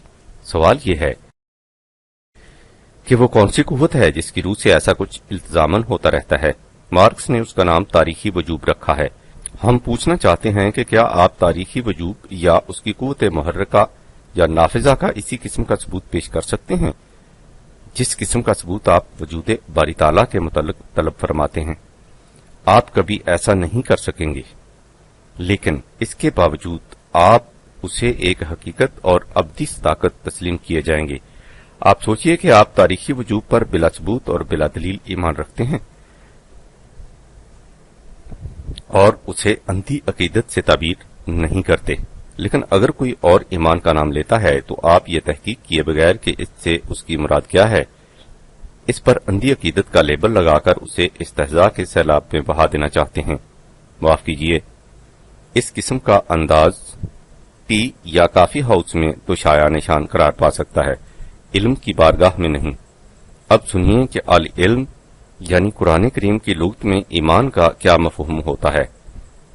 कुरानी इस्तिलाह में ईमान रखने वालों को मोमिन कहकर पुकारा जाता है और मोमिन के मुतल्लिक वो कहता है कि ये वो लोग हैं कि اذا ذکروا بآیات ربہم لم یخروا علیہا صما و عمیانا 25/73۔ جب ان کے سامنے اور تو اور خود خدا کی آیات بھی پیش کی جائیں تو یہ بہرے اور اندھے بن کر انہیں قبول نہیں کر لیتے۔ فرمائیے کیا ایسے ایمان کو اندھی عقیدت کہا جائے گا؟ اس ایمان یعنی خدا پر ایمان کی طرف دعوت دینے والے نے پکار کر کہہ دیا تھا کہ ادعو الی اللہ علی بصیرۃ انا و من اتبعنی 12/108۔ میں جو تمہیں خدا کی طرف دعوت دیتا ہوں تو علی وجہ البصیرت دعوت دیتا ہوں، میں بھی ایسا کرتا ہوں اور میرے متبعین کی بھی یہی روش ہوگی۔ ان حضرات کی اطلاع کے لیے عرض ہے کہ ایک غیر مسلم مترجم A.J. ابرے علی بصیرت کا ترجمہ وتھ شور نالج کرتا ہے اور ڈاکٹر سید عبداللطیف مرحوم ان الفاظ کا ترجمہ فرم کنویکشن کرتے ہیں۔ کہیے کیا اسے اندھی عقیدت کہا جائے گا؟ قرآن اپنے مخالفین سے کہتا ہے کہ میں اپنے دعویٰ کے ثبوت میں دلائل پیش کرتا ہوں، ہاتھو برہانکم ان کنتم صادقین 2/111۔ اگر تم اپنے دعوے میں سچے ہو تو تم بھی اس کی تائید میں دلائل پیش کرو۔ ہمارے ہاں بلا دلیل و برہان نہ کوئی بات منوائی جاتی ہے نہ مانی جاتی۔ یہ ہے قرآن کریم کی روح سے ایمان سے مفہوم، یعنی ایسا محکم یقین جو علم و بصیرت کا پیدا کردہ اور دلائل و براہین کی روح سے پختہ ہو۔ اب آئیے ہستی باری تعالیٰ پر ایمان کی طرف۔ ہمارے زمانے میں سائنس طبیعت کی دنیا میں جو مقام ایڈنگٹن کو حاصل ہے، ارباب علم سے پوشیدہ نہیں۔ وہ اپنی کتاب science and the unseen world میں لکھتا ہے، اصل سوال خدا کی ہستی کا نہیں بلکہ اس امر کا یقین ہے کہ خدا بذریعہ وہی انسانوں کی رہنمائی کرتا ہے۔ یعنی وجود باری تعالیٰ سے متعلق نظری بحثوں سے آگے بڑھ کر دیکھنا یہ چاہیے کہ جس رہنمائی کے متعلق یہ دعویٰ کیا جاتا ہے کہ وہ خدا کی طرف سے ملی ہے وہ کس قسم کی ہے اور اس کی صداقت کا ثبوت کیا ہے۔ جس رہنمائی کے متعلق ہمارا دعویٰ ہے کہ وہ وہی پر مبنی ہے وہ کیا ہے، اس کے متعلق ذرا آگے چل کر بات سامنے آئے گی۔ یہاں اتنا بتا دینا ضروری ہے کہ قرآن اس کے مبنی پر صداقت ہونے کے لیے بھی نظری دلائل کافی نہیں سمجھتا۔ وہ کہتا ہے کہ اسے اس کے نتائج سے پرکھ کر دیکھو، اگر اس کے نتائج اس کے دعویٰ کے مطابق ہیں تو یہ اس کی صداقت کا ثبوت ہے، اگر ایسا نہیں تو اس کا دعویٰ باطل ہے۔ چنانچہ قرآن کریم رسول اللہ صلی اللہ علیہ وسلم سے کہتا ہے کہ تم ان لوگوں سے کہو کہ میں نظری بحثوں میں الجھنا نہیں چاہتا، ایک نظام میں پیش کر رہا ہوں اور اس کے برعکس دوسرا نظام تم پیش کرتے ہو۔ تمہارا دعویٰ یہ ہے کہ میرا پیش کردہ نظام کامیاب نہیں ہو سکتا، ہمارا نظام کامیاب ہوگا۔ تمہارے اور میرے دعوی کے پرکھنے کا طریقہ یہ ہے کہ اعملوا علی مکاناتکم انی عامل فسوف تعلمون من تکون لہ عاقبۃ الدار انہ لا یفلح الظالمون 6/136۔ تم اپنے پروگرام پر عمل کرو، مجھے اپنے پروگرام پر عمل کرنے دو، نتائج خود بتا دیں گے کہ کون اپنے دعویٰ میں سچا ہے اور کون جھوٹا۔ لیکن اتنی بات میں ابھی بتا دینا چاہتا ہوں کہ جو نظام ظلم و استبداد اور سلب و نہب ایکسپلوٹیشن پر مبنی ہوگا وہ کبھی کامیاب نہیں ہو سکے گا۔ یہ ہے وہ رہنمائی، وہ اصول جسے وحی نے پیش کیا ہے۔ سوال یہ ہے کہ اس رہنمائی کے متعلق یہ کیوں تسلیم کیا جائے کہ یہ وحی پر مبنی ہے، یہ کیوں نہ مانا جائے کہ یہ انسانی فکر کی تخلیق ہے؟ اس کا جواب بڑا آسان اور واضح ہے۔ فکر انسانی یعنی موضوع زیر نظر کی نسبت سے مارکس نے یہ اصول پیش کیا کہ دنیا میں ہر نظریہ اور ہر نظام تغیر پذیر ہے۔ آج ایک نظام وجود پذیر ہوتا ہے، وہ کچھ عرصہ تک کار فرما رہتا ہے، اس کے بعد وہ مٹ جاتا ہے اور اس کی جگہ دوسرا نظام لے لیتا ہے جو اس کی ضد ہوتا ہے۔ یعنی کچھ عرصہ سے نظام سرمایہ داری کا دورہ تھا، وہ مداری تماشا دکھا کر چلا جا رہا ہے اور اس کی جگہ اس کی ضد اشتراکیت کا نظام قیام پذیر ہو رہا ہے، جس کے متعلق کہا جا رہا ہے کہ یہ نوع انسان کی ان مشکلات کو حل کر دے گا جن سے وہ اس وقت دوچار ہے۔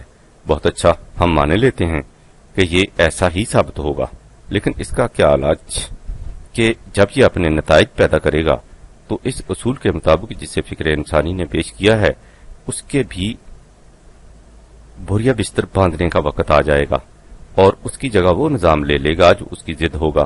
اس کے برعکس وہی یہ اصول پیش کرتی ہے کہ ما ینفع الناس فیمکث فی الارض 13/17، جو نظام نوع انسان کے لیے منفعت بخش ہوگا وہ ہمیشہ باقی رہے گا، اور یہ وہ اصول ہے جو بالکل تغیر پذیر نہیں، یہ ہمیشہ غیر متبدل رہے گا۔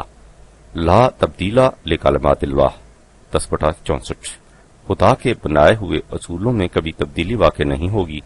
ان اصولوں کو مستقل اقدار یا پرماننٹ ویلیوز کہہ کر پکارا جاتا ہے۔ ہم اپنے ان دوستوں سے پوچھنا چاہتے ہیں کہ وہ دیانتداری سے بتائیں کہ ان کے نزدیک وہ نظریہ یا فلسفہ حیات بہتر اور قابل قبول ہوگا جس کی بنیادوں پر ایسا نظام قائم ہو سکے جو ہمیشہ ہمیشہ کے لیے نوع انسان کے لیے منفعت بخش ہو، یا ایسا نظریہ یا فلسفہ حیات جس کی بنیادوں پر ایسا نظام قائم ہو جو کچھ وقت کے لیے انسانیت کے لیے منفعت بخش ہو سکے، اس کے بعد اس نظام کے لیے جگہ خالی کر دے جو اس کی ضد ہو، یعنی جس میں پھر اسی سابقہ ظلم و استبداد اور سلب و نہب و استحصال کا دورہ شروع ہو جائے۔ سوچئے اور پھر دیانتداری سے کہیے کہ ان دونوں میں سے کون سا نظریہ یا فلسفہ حیات نوع انسان کے حق میں بہتر ہوگا۔ بہرحال بات ہو رہی تھی قرآن کریم کی روح سے ایمان کے مفہوم کی۔ آپ نے دیکھ لیا ہوگا کہ قرآن کی اصطلاح میں ایمان کسے کہتے ہیں۔ ایسے اصولوں کی صداقت پر یقین محکم جو علم و بصیرت پر مبنی ہوں اور دلائل و براہین ان کی تائید کریں، جو تمام بنی نوع انسان کے لیے منافعت بخش ہوں، جن کے نتائج ان کی صداقت کا ثبوت پیش کریں، جو غیر متبدل ہوں، یعنی ان پر جب بھی عمل کیا جائے وہ ویسے ہی نتائج برآمد کر سکیں۔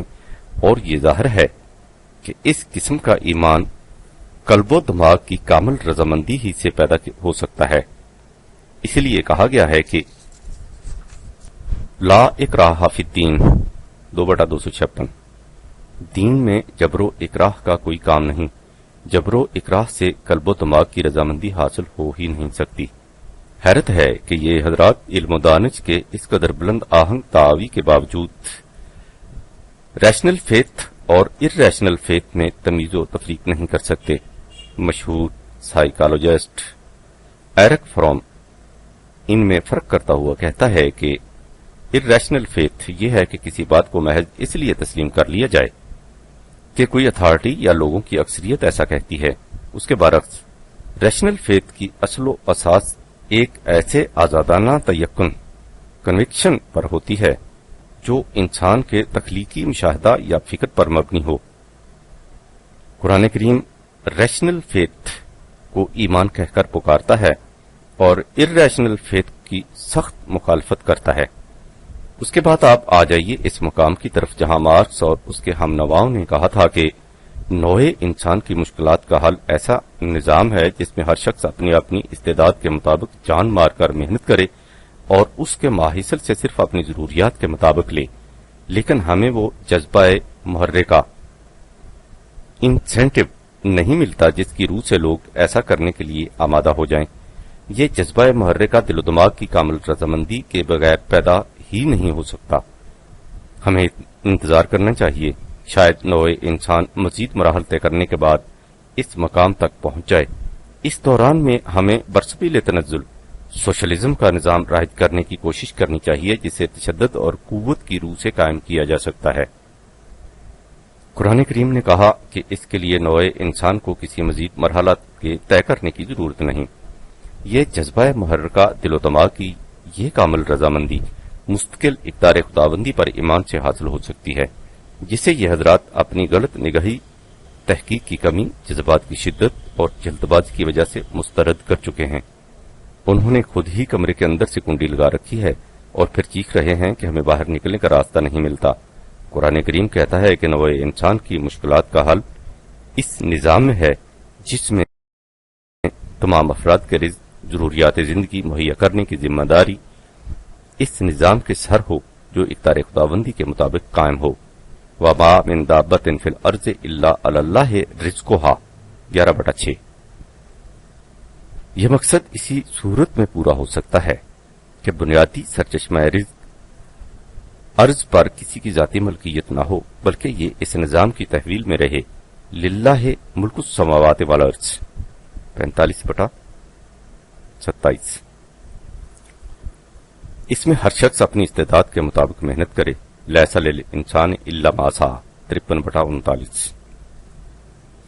اس محنت کے ماحصل میں سے صرف اپنی ضروریات کے لیے لے، باقی سب اپنے دل و دماغ کی کامل رضامندی سے دوسرے ضرورت مندوں کے لیے چھوڑ دے.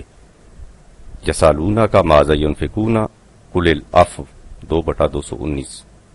بلکہ اندر ضرورت جن لوگوں کی ضرورت زیادہ ہو انہیں اپنے آپ پر بھی ترجیح دے. وَيُؤْثِرُونَ عَلَىٰ أَنفُسِهِمْ وَلَوْ كَانَ بِهِمْ خَصَاصَةٌ 59/9. اور یہ سب کچھ اس لیے کرے کہ یہ اس کے ایمان کا تقاضا ہے.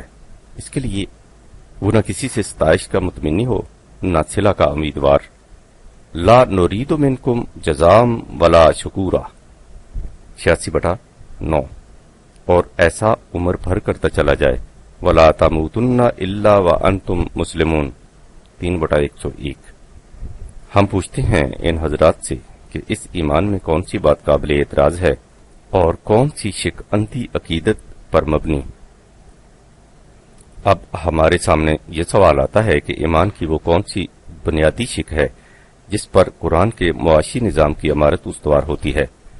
جس قدر یہ سوال اہم ہے اسی قدر قرآن کی روح سے اس کا جواب آسان. معاشی نظام کوئی بھی ہو اس کے دو اہم ستون ہوتے ہیں، ایک وسائل پیداوار اور دوسرے سامان زیست پیدا کرنے کی انسانی صلاحیتیں. انہی دو ستونوں کے صحیح ہونے کی صورت میں وہ نظام صحیح ہو سکتا ہے اور انہی کے غلط ہونے سے غلط. اب دیکھیے کہ اس کے لیے قرآن کریم وہ کون سا محور تجویز کرتا ہے جس کے گرد اس نظام کی ساری مشینری گردش کرتی ہے. وہ محور ان 4 لفظوں پر ایمان ہے کہ وَمَا بِكُم مِّن نِعْمَةٍ فَمِنَ اللَّهِ 16/53.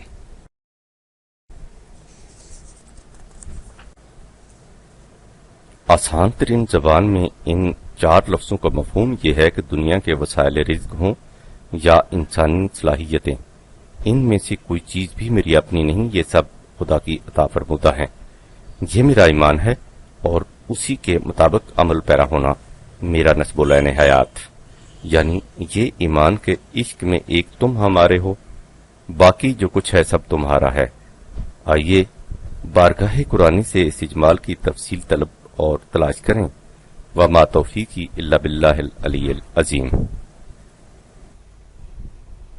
اس آیت میں کہا یہ گیا ہے کہ دنیا میں کوئی نعمت ایسی نہیں جو تمہیں خدا کی طرف سے نہ ملی ہو. دیکھنا یہ ہے کہ قرآن کریم کی روح سے نعمت میں کیا کچھ شامل ہے. اس لفظ نعمت کے لغوی معنی ہے ہر وہ شے جس سے آنکھوں کو ٹھنڈک اور دل کو سرور حاصل ہو. مال و دولت، آسودگی اور خوشحالی، زندگی کی ہر آسائش، نیز سرفرازی اور سربلندی، ان تمام مفاہیم کے لیے یہ لفظ آتا ہے. اس کے ان معانی پر غور کیجیے اور پھر دیکھیے کہ زندگی کی کون سی خوشگواری اور سربلندی ہے جو اس میں شامل نہیں ہو جاتی. اور جب ایک مومن یہ کہتا ہے کہ ان میں سے جو کچھ بھی مجھے حاصل اور میسر ہے نہ وہ میری ملکیت ہے نہ ہی وہ میرے کسب و ہنر کا نتیجہ، یہ سب خدا کی ملکیت اور اسی کا عطا کردہ ہے تاکہ میں اسے اس کے متعین کردہ پروگرام کے مطابق صرف میں لاؤں، تو وہ اپنے ایمان کا اظہار کرتا ہے. اس مقام پر اتنا اور واضح کر دینا بھی ضروری ہے کہ جس چیز کو خدا اپنی کہتا ہے اس کے معنی یہ ہوتے ہیں کہ اس پر کسی کی ذاتی ملکیت نہیں ہو سکتی اور اسے اسی کے بتائے ہوئے طریق کے مطابق صرف میں لانا چاہیے.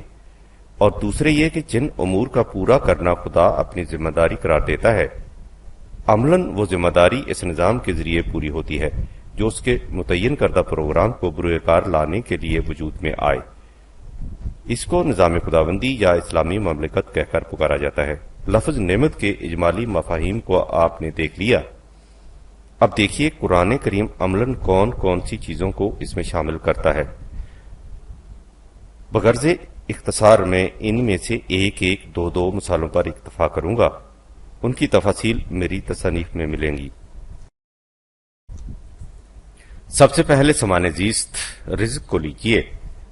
اس میں وہ تمام چیزیں آ جاتی ہیں جن پر زندگی کی بقا اور استحکام کا دار و مدار ہے. اس کے متعلق سورہ فاطر میں اجمالی طور پر کہا کہ یا ایھا الناس اذکروا نعمت اللہ علیکم یرزقکم من السماء والارض 35/3 اے نوع انسان تم اللہ کی ان نعمتوں کو ہر وقت سامنے رکھو جن سے اس نے تمہیں نوازا ہے. وہ تمہیں آسمانی فضا اور زمینی زرخیزی دونوں کے ذریعے سامان زیست عطا کرتا ہے. آپ دیکھیے کہ اس میں وہ تمام چیزیں آ گئیں جن پر انسانی زندگی کا دار و مدار ہے. سورہ نحل میں ہے کہ خدا نے تمہارے فائدے کے لیے سمندر کو قانون کی زنجیروں میں جکڑ دیا تاکہ تم اس سے تر و تازہ غذا حاصل کرو. نیز سامان زیبائش و آرائش مثلا موتی. پھر زمین کو دیکھو کہ اس میں سے کیا کچھ حاصل نہیں ہوتا. اس کے بعد کہا کہ یہ تو نعمائے خداوندی کی یوں ہی 2-4 مثالیں ہیں. ان تعدوا نعمت اللہ لا تحصوها 16/14-18. اگر تم ان کا شمار کرنا چاہو تو ان کا کبھی احاطہ نہ کر سکو. یہ اس قدر بے حد و حساب ہیں. نیز 35/12.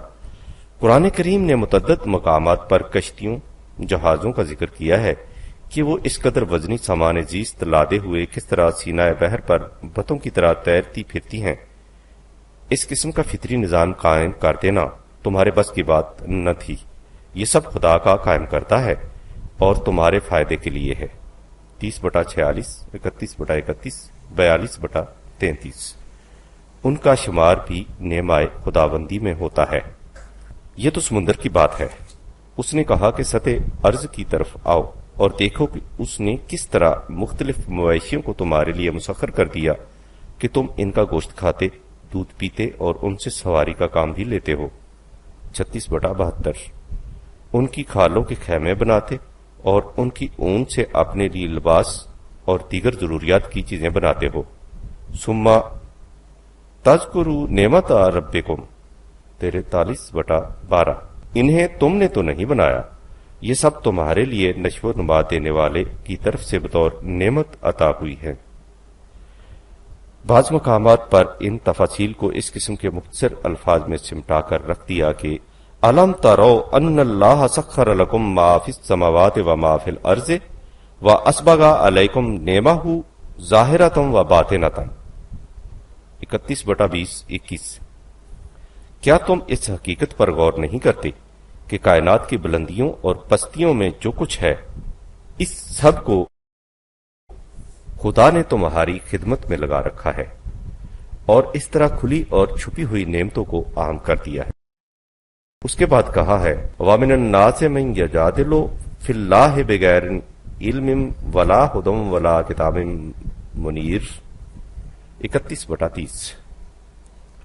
لیکن اس کے باوجود تم دیکھو گے کہ بعض لوگ خدا کے متعلق یوں ہی کج بحثی کرتے رہتے ہیں حالانکہ ان کے پاس نہ صحیح علم ہوتا ہے، نہ سچی رہنمائی، نہ کوئی واضح ضابطۂ ہدایت، بس یوں ہی جھگڑتے رہتے ہیں. سورہ جاثیہ میں وَسَخَّرَ لَكُم مَّا فِي السَّمَاوَاتِ وَمَا فِي الْأَرْضِ کے بعد کہا جَمِيعًا مِّنْهُ إِنَّ فِي ذَلِكَ لَآيَاتٍ لِّقَوْمٍ يَتَفَكَّرُونَ 45/13. ارض و سما میں جو کچھ ہے اسے تمہارے فائدے کے لیے مسخر کر دیا گیا ہے، اس میں ان لوگوں کے لیے جو غور و فکر سے کام لے. اصل حقیقت تک پہنچنے کے لیے بہت سی نشانیاں ہیں. سوال یہ ہے کہ وہ حقیقت کیا ہے جو ان آیات خداوندی میں بیان کی گئی ہے اور فکر و تدبر کے بعد نکھر کر سامنے آ سکتی ہے. وہ حقیقت ان 2 مختصر لیکن جامع الفاظ میں پوشیدہ ہے. ایک تو منہ اور دوسرے لکم.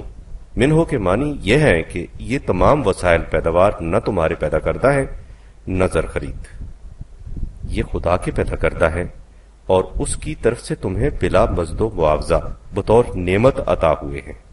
یعنی وما بکم من نعمت فمن اللہ 16/53. ہر نعمت خدا کی عطا کردہ ہے، تمہاری ملکیت نہیں. دوسری حقیقت یہ ہے کہ ان تمام آیات میں لفظ لکم یا لہم آیا ہے، یعنی یہ نعمائے خداوندی یہ سامان زیست جو بلا مزد و معاوضہ عطا ہوا ہے کسی ایک فرد، ایک خاندان، ایک قبیلہ، ایک قوم یا ایک طبقہ کے لیے نہیں، تمام انسانوں کے فائدے کے لیے ہے.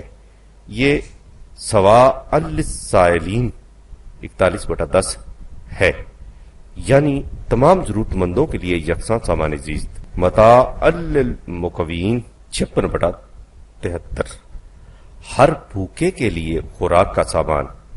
وما کان عطاء ربک محظورا 17/20 جو وسائل رزق خدا کی طرف سے نوع انسان کو عطیتاً ملے ہوں، کسی کو اس کا حق نہیں پہنچتا کہ ان کے آگے رکاوٹیں کھڑی کر دے اور کہہ دے کہ یہ میری ملکیت ہیں، ان میں کوئی دخل نہیں دے سکتا۔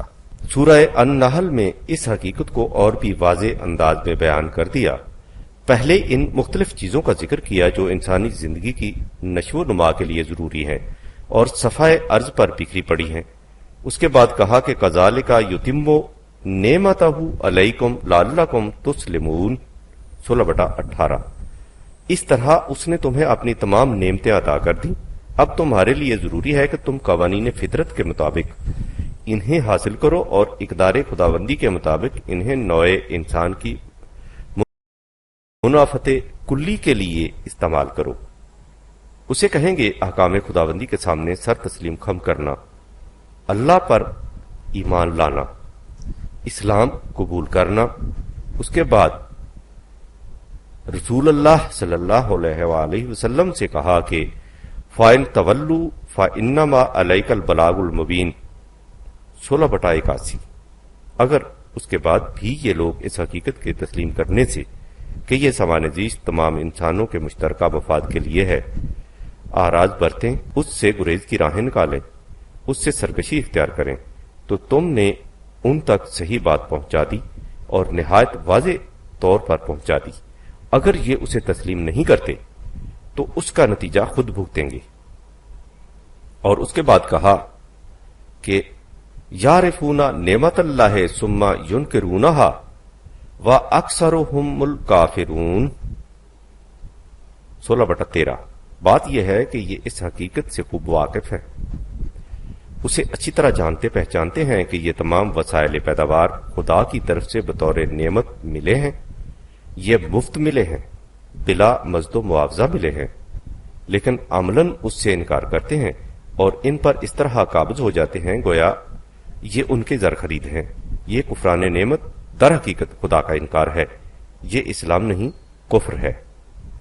میں پوچھنا چاہتا ہوں اپنے ان عزیزوں سے جو خدا اور ایمان کے الفاظ سن کر شکن برجبیں، کفن بردہان اور نال بر آتش ہو جاتے ہیں کہ خدا کے اس تصور اور اس پر ایمان میں انہیں کون سی بات قابل اعتراض نظر آتی ہے، اور اس کے بعد وہ سوچیں کہ جب ایمان نام ہو کسی صداقت کے برضا اور رغبت بطبیب خاطر قبول اور اختیار کرنے کا، تو مارکس اور لینن نے جو کہا تھا کہ ان کے تصور کا معاشی نظام صرف ان لوگوں کے ہاتھوں متشکل ہو سکے گا جو اس کے لیے برضا و رغبت آمادہ ہوں، تو کیا قرآن کریم کی اس حقیقت پر ایمان رکھنے والے ہی وہ لوگ نہیں ہوں گے جو اسے قائم کر سکیں؟ انہوں نے ہی پہلے اسے قائم کیا تھا اور انہی کے ہاتھوں یہ پھر قائم ہو سکے گا۔ ابھی تک بات اتنی ہی ہو رہی تھی کہ سامان رزق کا بافرات ملنا خدا کی نعمت ہے اور اس حقیقت کا تسلیم کرنا کہ یہ سب سامان تمام نوع انسان کی پرورش کے لیے بطور عطیہ ملا ہے، خدا پر ایمان ہے۔ اب ایک قدم آگے بڑھیے اور نعمت کا ایک اور گوشہ سامنے لائیے۔ سورہ بقرہ میں بنی اسرائیل کو مخاطب کر کے کہا گیا ہے یا بنی اسرائیل اذکروا نعمتی انعمت علیکم وانی فضلتکم علی العالمین 2/47 تم خدا کی اس نعمت کو یاد کرو جب اس نے تمہیں اس سے نوازا تھا، یعنی تمہیں تمہاری ہمسر اقوام پر افضلیت سپرمیسی عطا کی تھی۔ اس سے ظاہر ہے کہ کسی قوم کو اس کی ہمسر اقوام میں ممتاز حیثیت حاصل ہونا بھی خدا کی نعمت ہے۔ بنی اسرائیل کو یہ نعمت اس وقت حاصل ہوئی تھی جب اس قوم نے اپنی اجتماعی زندگی کو اقدار خداوندی کے قالب میں ڈھالا تھا، اور اس طرح وہ شوکت سلیمانی اور سطوت داؤدی کی وارث قرار پا گئی تھی۔ یہی وہ نعمت تھی جس کے پیش نظر حضرت سلیمان نے کہا تھا رب اوزینی ان اشکر نعمتا کلتی انعمت علی و علی والدیہ 27/19۔ اے میرے نشو و نما دینے والے، مجھے توفیق عطا فرما کہ میں تیری اس نعمت کا شکریہ ادا کروں جس سے تو نے مجھے اور میرے آباء و اجداد کو نوازا ہے۔ وہ شکر نعمت اس طرح ادا ہوگا وَأَنْ أَعْمَلَ صَالِحًا تَرْضَاهُ وَأَدْخِلْنِي بِرَحْمَتِكَ فِي عِبَادِكَ الصَّالِحِينَ 27/19۔ میں ایسے کام کروں جو عالمگیر انسانیت کو سنوارنے والے ہوں، اور چونکہ ایسا کچھ صرف اجتماعی نظام کی روح سے ممکن ہوگا، اس لیے مجھے ایسی جماعت کا فرد بنا دے جو تیرے پروگرام کے مطابق اس فریضہ کو سر انجام دے۔ اس سے ظاہر ہے کہ آسائش و کشائش رزق ہی نہیں بلکہ اقوام عالم پر فضیلت بھی خدا کی نعمت ہے، لیکن یہ اسی صورت میں حاصل ہو سکتی ہے جب ایسا نظام قائم کیا جائے جو تمام نوع انسان کے لیے منفعت بخش ہو۔ جب جماعت مومنین سے کہا گیا تھا کہ وَأَنْتُمُ الْأَعْلَوْنَ إِن كُنتُم مُؤْمِنِينَ 3/138، تو اس سے یہی مراد تھی کہ جب تک مومن رہو گے تم پر دنیا کی کوئی قوم غالب نہیں آ سکے گی۔ حقیقت یہ ہے کہ جو قوم اس نظام کو قائم کر دے جس میں نہ کوئی کسی کا محتاج ہو نہ محکوم، تو یدخلون فی دین اللہ افواجا 110/2، لوگ فوج در فوج اس میں داخل ہوتے چلے جائیں گے، اور اس طرح اس قوم کو ایسی قوت اور فضیلت حاصل ہو جائے گی کہ دنیا کی کوئی قوم اس کی طرف آنکھ اٹھا کر نہیں دیکھ سکے گی۔ اگر کوئی قوم ان کے مقابل آئے گی تو خاسر و نابراد رہے گی۔ فَانْقَلَبُوا بِنِعْمَةٍ مِّنَ اللَّهِ وَفَضْلٍ لَّمْ يَمْسَسْهُمْ سُوءٌ 3/173، نعمائے خداوندی سے جولیاں بھر بھر کر لائے گی اور کسی قسم کا شر انہیں چھو تک نہیں سکے گا، اور یہ اس لیے کہ وَاتَّبَعُوا رِضْوَانَ اللَّهِ وَاللَّهُ ذُو فَضْلٍ عَظِيمٍ 3/173۔ ان لوگوں کی زندگی اقدار خداوندی سے ہم آہنگ ہوگی، اور جو قوم اقدار خداوندی سے ہم آہنگ ہو اس پر فضیلتوں اور نعمتوں کی بارش ہوتی ہے۔ وَأَوْرَثْنَا الْأَرْضَ، وہی زمین کے وارث قرار پاتے ہیں۔ نَتَبَوَّأُ مِنَ الْجَنَّةِ حَيْثُ نَشَاءُ، انہیں یہاں بھی جنتی زندگی عطا ہوتی ہے جس میں انہیں ہر طرح کا اقتدار و اختیار حاصل ہوتا ہے، اور آخرت میں بھی جنتی زندگی۔ فَنِعْمَ أَجْرُ الْعَامِلِينَ 39/74۔ تم دیکھو کہ خدا کے پروگرام کے مطابق کام کرنے والوں کی محنت کا اجر کس قدر نعمت بادامہ ہوتا ہے۔ یہاں تک ہم نے وسائل رزق کے متعلق گفتگو کی ہے، لیکن فکر انسانی کی روح سے قائم کردہ معاشی نظام کی اصل دشواری اس سے آگے جا کر سامنے آتی ہے۔ آپ کو یاد ہوگا مارکس نے کہا تھا کہ سوشلزم میں اتنا تو تم کر لو گے کہ قوت اور تشدد کے ذریعے وسائل رزق لوگوں کی ذاتی ملکیت اور قبضہ سے نکال کر اسے مملکت کی تحویل میں دے دو، لیکن اس کا کیا علاج کہ ان وسائل سے رزق حاصل کرنے یعنی اکتساب رزق کی صلاحیتیں مختلف لوگوں میں مختلف ہوں گی۔ جن میں رزق پیدا کرنے کی صلاحیت زیادہ ہوگی وہ زیادہ مانگیں گے، تو انہیں زیادہ دینا بھی پڑے گا۔ اس کا نتیجہ یہ ہوگا کہ کوئی امیر ہوگا کوئی غریب، لہذا طبقاتی تفاوت سوشلزم میں ختم نہیں ہو سکے گا، یہ تفریق بدستور باقی اور قائم رہے گی، اسی طرح جس طرح کیپٹلزم میں باقی اور قائم ہے۔ حقیقت یہ ہے کہ نظام سرمایہ داری کی بنیاد ہی صلاحیتوں کے اس فرق پر ہے۔ قرآن کریم نے قارون کو نظام سرمایہ داری کے نمائندہ کی حیثیت سے پیش کیا ہے۔ جب اس سے کہا گیا کہ تم اتنا زیادہ سمیٹ کر کیوں رکھے جا رہے ہو، تو اس نے جواب میں کہا تھا کہ انما اوتیتہ علی علم عندی 28/78، یہ میرے اپنے کسب و ہنر، میری اپنی صلاحیتوں کا نتیجہ ہے، اس لیے کسی کو کیا حق حاصل ہے کہ ان میں دخل انداز ہو۔ قرآن کریم نے دوسرے مقام پر کہا ہے کہ یہ ذہنیت صرف قارون کی نہیں تھی، ہر انسان جو وہی سے بے نیاز ہو جائے گا یہی کہے گا، بل ہی فتنۃ ولکن اکثرہم لا یعلمون 39/49۔ فتنہ و فساد کی اصلی جڑ یہی ذہنیت ہے، لیکن اکثر لوگ اس حقیقت سے واقف نہیں۔ وہ سمجھتے ہیں کہ بات بڑی معقول ہے اور مبنی بر حقیقت۔ اس نقطہ نگاہ سے دیکھیں تو سوشلزم اور نظام سرمایہ داری میں کوئی فرق ہی نہیں رہتا، اس لیے کہ یہ ذہنیت جسے قرآن نے فتنہ کی جڑ قرار دیا ہے، دونوں کی بنیاد میں موجود رہتی ہے۔ سوشلزم نظام سرمایہ داری سے بھی بدتر قرار پا جاتا ہے۔ صلاحیتوں کے اختلاف کو دونوں تسلیم کرتے ہیں۔ دونوں کے ہاں یہ بھی مسلم ہے کہ ہر شخص کو اس کی صلاحیت یعنی کارکردگی کے مطابق اجرت ملنی چاہیے، لیکن سوال یہ ہے کہ آپ کے پاس وہ پیمانہ کون سا ہے جس سے آپ یہ ناپ سکیں کہ فلاں نوعیت کی صلاحیت یا کام کی یہ اجرت ہونی چاہیے؟ اس کا فیصلہ کون کرے گا اور کس طرح کیا جائے گا کہ مثلا مزدور کی اجرت یہ ہونی چاہیے اور انجینئر کی یہ؟ نظام سرمایہ داری ہو یا سوشلزم، یہ فیصلہ بہرحال آجر یعنی امپلائر ہی کرے گا کہ اسے یہ ملنا چاہیے اور اسے وہ۔ جب کارخانہ کا مالک سیٹھ تھا تو اس کا فیصلہ وہ کرتا تھا۔ جب اس کارخانہ کو نیشنلائزڈ کر کے حکومت اپنی تحویل میں لے لے تو اس کا فیصلہ برسر اقتدار طبقہ کرے گا۔ مستاجر امپلائی کو دونوں شکلوں میں یہ حق حاصل نہیں ہوگا کہ وہ اپنی اجرت آپ مقرر کرے۔ یہ جو آپ اس وقت محنت کشوں اور مالکوں میں اس قدر لڑائی جھگڑے دیکھ رہے ہیں، خواہ وہ مالک سیٹ ہوں اور خواہ حکومت، تو ان کی بنیادی وجہ یہی ہے کہ مزدور اس معاوضہ سے زیادہ اپنا حق سمجھتا اور طلب کرتا ہے جسے مالک مقرر کرتا ہے، اور چونکہ اس حق کے ماپنے کا پیمانہ دونوں میں سے کسی کے پاس نہیں ہوتا، اس لیے اس کا نتیجہ فساد کے سوا کچھ اور ہو سکتا ہی نہیں۔ سوشلسٹ نظام اس فساد کو تشدد کے ذریعے دور کرنے کی کوشش کرتا ہے، لیکن اس میں بری طرح ناکام رہتا ہے۔ تشدد کے ذریعے کوئی فساد مٹ نہیں سکتا۔ زیادہ سے زیادہ یہ ہوتا ہے کہ وہ فساد کچھ وقت کے لیے دب جاتا ہے، لیکن جب یہ فساد دبا دیا جاتا ہے تو اور مصیبت شروع ہو جاتی ہے۔ مزدور جی لگا کر کام نہیں کرتا، اور یہ وہ چیز ہے جسے آپ کسی سے زبردستی کرا ہی نہیں سکتے۔ اس اعتبار سے دیکھیں تو نظام سرمایہ داری اور سوشلزم میں کوئی فرق نہیں ہوتا۔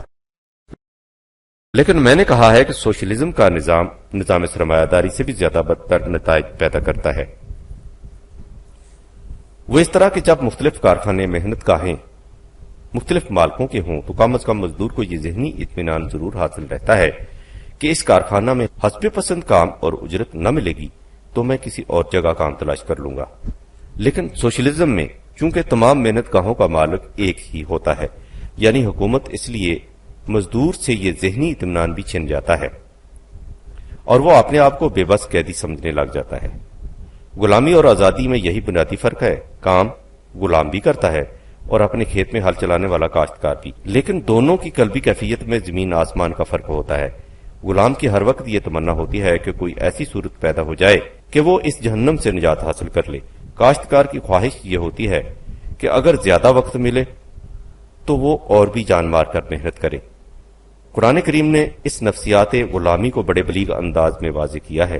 حضرت موسیٰ نے فرعون سے کہا کہ میں تمہارے پاس یہ کہنے کے لیے آیا ہوں کہ بنی اسرائیل کو اپنی غلامی کی زنجیروں سے رہا کر دو۔ فرعون نے جواب میں کہا کہ ہم نے تم پر اور تمہاری قوم پر یہ احسان کیے اور وہ احسان کیے، اور تم ان احسانات کا بدلہ اس طرح دینے کے لیے آئے ہو کہ اس قوم کو میرے خلاف بغاوت پر آمادہ کر دو۔ اس کے جواب میں حضرت موسیٰ نے جو کچھ کہا وہ غلامی اور آزادی کے فرق کو نمایاں طور پر سامنے لے آتا ہے۔ آپ نے کہا کہ وَتِلْكَ نِعْمَةٌ تَمُنُّهَا عَلَيَّ أَنْ عَبَدْتَ بَنِي اسرائیل 26/22۔ تم جو اپنی نعمتیں گنا رہے ہو، کیا ان کا بدلہ یہ ہے کہ تم نے قوم بنی اسرائیل کو اپنا غلام بنا رکھا ہے؟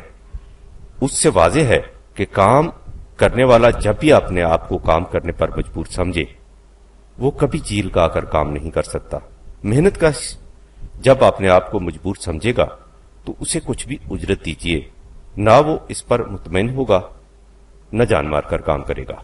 اگر محنت کش نظام سرمایہ داری میں اپنے آپ کو مجبور پاتا تھا تو سوشلزم میں مجبور تر سمجھتا ہے، اور یہی چیز اس نظام کی ناکامی کی بنیادی وجہ ہے۔ محنت کش سے یہ کہنا کہ جو کچھ ہم تمہیں دیتے ہیں تمہیں اس پر کام کرنا ہوگا، توان نہ کرو گے تو کرہن کام کرایا جائے گا اور تم اسے چھوڑ کر کہیں اور جا بھی نہیں سکتے، کیونکہ رزق کے تمام دروازوں پر ہمارا ہی کنٹرول ہے۔ یہ ایک ایسا جہنم ہے جس کی مثال کہیں نہیں مل سکتی۔ آئیے ہم دیکھیں کہ قرآن کریم اس مشکل ترین مسئلہ کا حل کیا بتاتا ہے، وہی حل جس کا ذکر پہلے بھی آ چکا ہے، یعنی اس حقیقت پر ایمان کہ وَمَا بِكُم مِّن نِعْمَةٍ فمن اللہ 16/53 ہر نعمت خدا کی عطا کرتا ہے، میری اپنی نہیں۔ ہم نے پہلے ان نعمائے خداوندی میں وسائل پیداوار کا ذکر کیا ہے، اب دیکھیے کہ وہ انسانی صلاحیتوں کے متعلق کیا کہتا ہے۔ قرآن کریم نے جس طرح وسائل پیداوار میں ارض زمین کو بنیادی حیثیت دی ہے اور اس کی حیثیت ہے بھی ایسی، اسی طرح اس نے انسانی صلاحیتوں میں سماعت اور بصارت اور قلب یا فواد قوت فیصلہ کو بنیادی حیثیت دی ہے۔ یہ ذرائع حواس خمسہ معلومات بہم پہنچاتے ہیں اور پھر قلب یا فواد ان سے کسی نتیجہ یا فیصلہ تک پہنچتا ہے۔ ان ذرائع معلومات کے متعلق قرآن کریم نے متعدد مقامات پر کہہ دیا کہ نہ یہ تمہاری پیدا کرتا ہے نہ ہی زر خرید، یہ خدا کی طرف سے عطا کی گئی ہے۔ واللہ اخرجکم من بطون امہاتکم لا تعلمون شیئا، تم پیدا ہوتے ہو تو بالکل کورے علم سے لابالد۔ وَجَعَلَ لَكُمُ السَّمْعَ وَالْأَبْصَارَ وَالْأَفْئِدَةَ 16/78 خدا نے تمہیں ذرائع معلومات اور قوت فیصلہ عطا کی ہے اور انہیں اس نے نعمت اللہ کہہ کر پکارا ہے۔ 16/83 اس کے ساتھ ہی اس نے یہ بھی کہا ہے کہ خدا ہی نے تمہیں قوت گویائی عطا کی۔ علمہ البیان 55/4 یعنی زبان کے ذریعے اپنے خیالات کو دوسروں تک پہنچانے کا طریق، نیز تحریر کی صلاحیت، الذی علم بالقلم 96/4 اور اس طرح انسان اس قابل ہو گیا کہ جن امور کے متعلق وہ کچھ نہیں جانتا ان کا علم حاصل کر سکے۔ علم الانسان ما لم یعلم 96/5 اس نے صحیح الدماغ ہونے کو بھی خدا کی نعمت قرار دیا ہے۔ جب رسول اللہ صلی اللہ علیہ وسلم کو مخاطب کر کے مخالفین کے اعتراض کے جواب میں کہا کہ وما انت بے نعمت ربک بے مجنون 68/2 یہ خدا کی نعمت ہے کہ تو پاگل نہیں، صحیح الدماغ ہے۔ ایک جگہ اس نے وسائل پیداوار، ذرائع رزق اور انسانی صلاحیتوں کے بنیادی ذرائع کا یکجا ذکر کیا ہے جب کہا کہ کل من یرزقکم من السماء والارض ام من یملک السمع والابصار 10/31 ان سے پوچھو کہ کون ہے جو زمین اور آسمان سے سامان رزق عطا کرتا ہے اور تمہارے ذرائع معلومات پر جس کا بنیادی کنٹرول ہے۔ اس کے بعد وہ کہتا ہے یہ لوگ تسلیم کریں گے کہ خدا ہی ایسا کرتا ہے۔ فَسَيَقُولُونَ لِلَّهِ 10/31 یہ ٹھیک ہے کہ اس زمانہ کے مخالفین اس حد تک خدا کو ضرور مانتے تھے، اس لیے ان کی طرف سے یہی جواب ملتا تھا، لیکن آج کے منکرین خدا کی طرف سے یہ جواب نہیں ملے گا۔ لیکن قرآن اس سے بحث نہیں کرتا کہ ان کی طرف سے کیا جواب ملے گا اور اس جواب کی حیثیت کیا ہوگی۔ ان مباحث کی روح سے وہ انسان کو جس نقطہ تک پہنچانا چاہتا ہے اس تک ہر جواب پہنچا دے گا، اور وہ نقطہ یہ ہے کہ وسائل پیداوار اور انسانی صلاحیتوں کے ذرائع بہرحال انسان کے اپنے پیدا کرتا نہیں، اس لیے وہ انہیں اپنی ذاتی ملکیت قرار نہیں دے سکتا۔ اس حقیقت کو کہ یہ انسان کے پیدا کرتا نہیں خدا پرست اور منکر خدا دونوں تسلیم کریں گے۔ معاشرہ ان صلاحیتوں کی نشو و نما کے لیے سامان اور ذرائع فہم پہنچاتا ہے اور فرد اپنی محنت سے ان میں جلا پیدا کرتا ہے، لیکن یہ حقیقت اپنی جگہ پر مسلم رہتی ہے کہ بنیادی طور پر یہ انسان کی اپنی پیدا کردہ نہیں ہوتی، اور یہیں سے قرآن آگے بات چلاتا ہے۔ وہ کہتا ہے کہ معاشرہ میں مختلف نوعیتوں کے کام ہوتے ہیں جن کے لیے مختلف قسم کی صلاحیتیں درکار ہوتی ہیں۔ کسی کے لیے ذہنی صلاحیت کی زیادہ ضرورت ہوتی ہے، کسی کے لیے جسمانی قوت کی۔ اس حد تک صلاحیتوں میں تفاوت انسان کی تمدنی ضروریات کا تقاضا ہے۔ وَرَفَعْنَا بَعْضَهُمْ فَوْقَ بَعْضٍ دَرَجَاتٍ لِيَتَّخِذَ بَعْضُهُمْ بَعْضًا سُخْرِيًّا 43/32 اختلاف مدارج سے مقصد یہ ہے کہ کچھ لوگ دوسروں کے زیر ہدایات اور زیر نگرانی کام کر سکیں، لیکن وہ کہتا ہے کہ صلاحیتوں کے تفاوت کو اگر اس بات کے لیے وجہ جواز قرار دیا اور بطور سند پیش کیا جائے کہ میں اپنی بہتر صلاحیتوں کی وجہ سے جو زیادہ دولت کماتا ہوں وہ میری ذاتی ملکیت ہے جس میں کوئی دخیل نہیں ہو سکتا، تو یہ وہی قارونی سرمایہ دارانہ ذہنیت ہے جو باطل ہے۔ دیکھیے قرآن کریم نے اس حقیقت کو کیسے دلنشین انداز سے بیان کیا ہے۔ وہ کہتا ہے کہ واللہ فضل بعضکم علی بعض فی الرزق، اکتساب رزق کے معاملہ میں بعض لوگوں کو دوسروں کے مقابلہ میں زیادہ اور بہتر صلاحیت حاصل ہوتی ہے۔ فمن الذین فضلوا بالراد رزقہم علی ما ملکت ایمانہم، جن لوگوں کو زیادہ صلاحیت حاصل ہوتی ہے وہ اس صلاحیت کے ماحصل کو اپنی ملکیت قرار دے لیتے ہیں اور اسے ان لوگوں کو نہیں دیتے جو ان کی ماتحتی میں کام کر رہے ہوں۔ جب ان سے کہا جائے کہ تم ایسا کیوں نہیں کرتے تو وہ جواب میں کہتے ہیں کہ فہم فیہ سواء، واہ، اس سے تو گھوڑا گدھا سب برابر ہو جائیں گے، میری کمائی میرے لیے، ان کی کمائی ان کے لیے، میں اپنی کمائی انہیں کیوں دے دوں؟ اس کے جواب میں قرآن صرف 2 لفظ کہتا ہے، وہ یہ کہ افا بنعمت اللہ یجحدون 16/71۔ ان کی اس ذہنیت کی بنیاد اس مفروضہ پر ہے کہ ان کی صلاحیتیں ان کی اپنی پیدا کردہ ہیں، خدا کی نعمت نہیں ہیں جو انہیں بلا مزد و معاوضہ عطا ہوئی تھیں۔ اس کے بعد قرآن کریم ان کے اس مفروضہ اور اس پر مبنی ذہنیت کی تردید نہایت سادہ اور دلنشین انداز سے روزمرہ کے واقعات کی روح سے کرتا ہے۔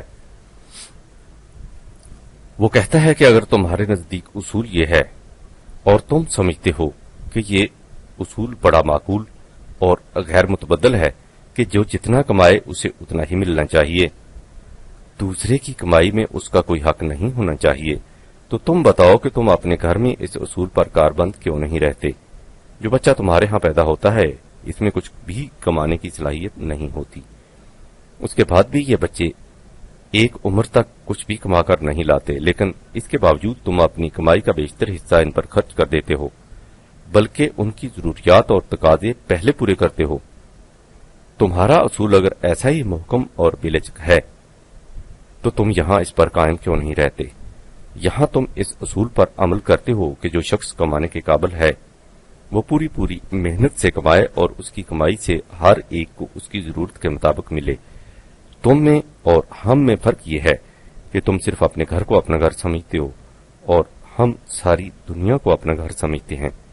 تم صرف اپنے بال بچوں کو اپنا سمجھتے ہو اور ہم یہ سمجھتے ہیں کہ مخلوق ساری ہے کنبہ خدا کا،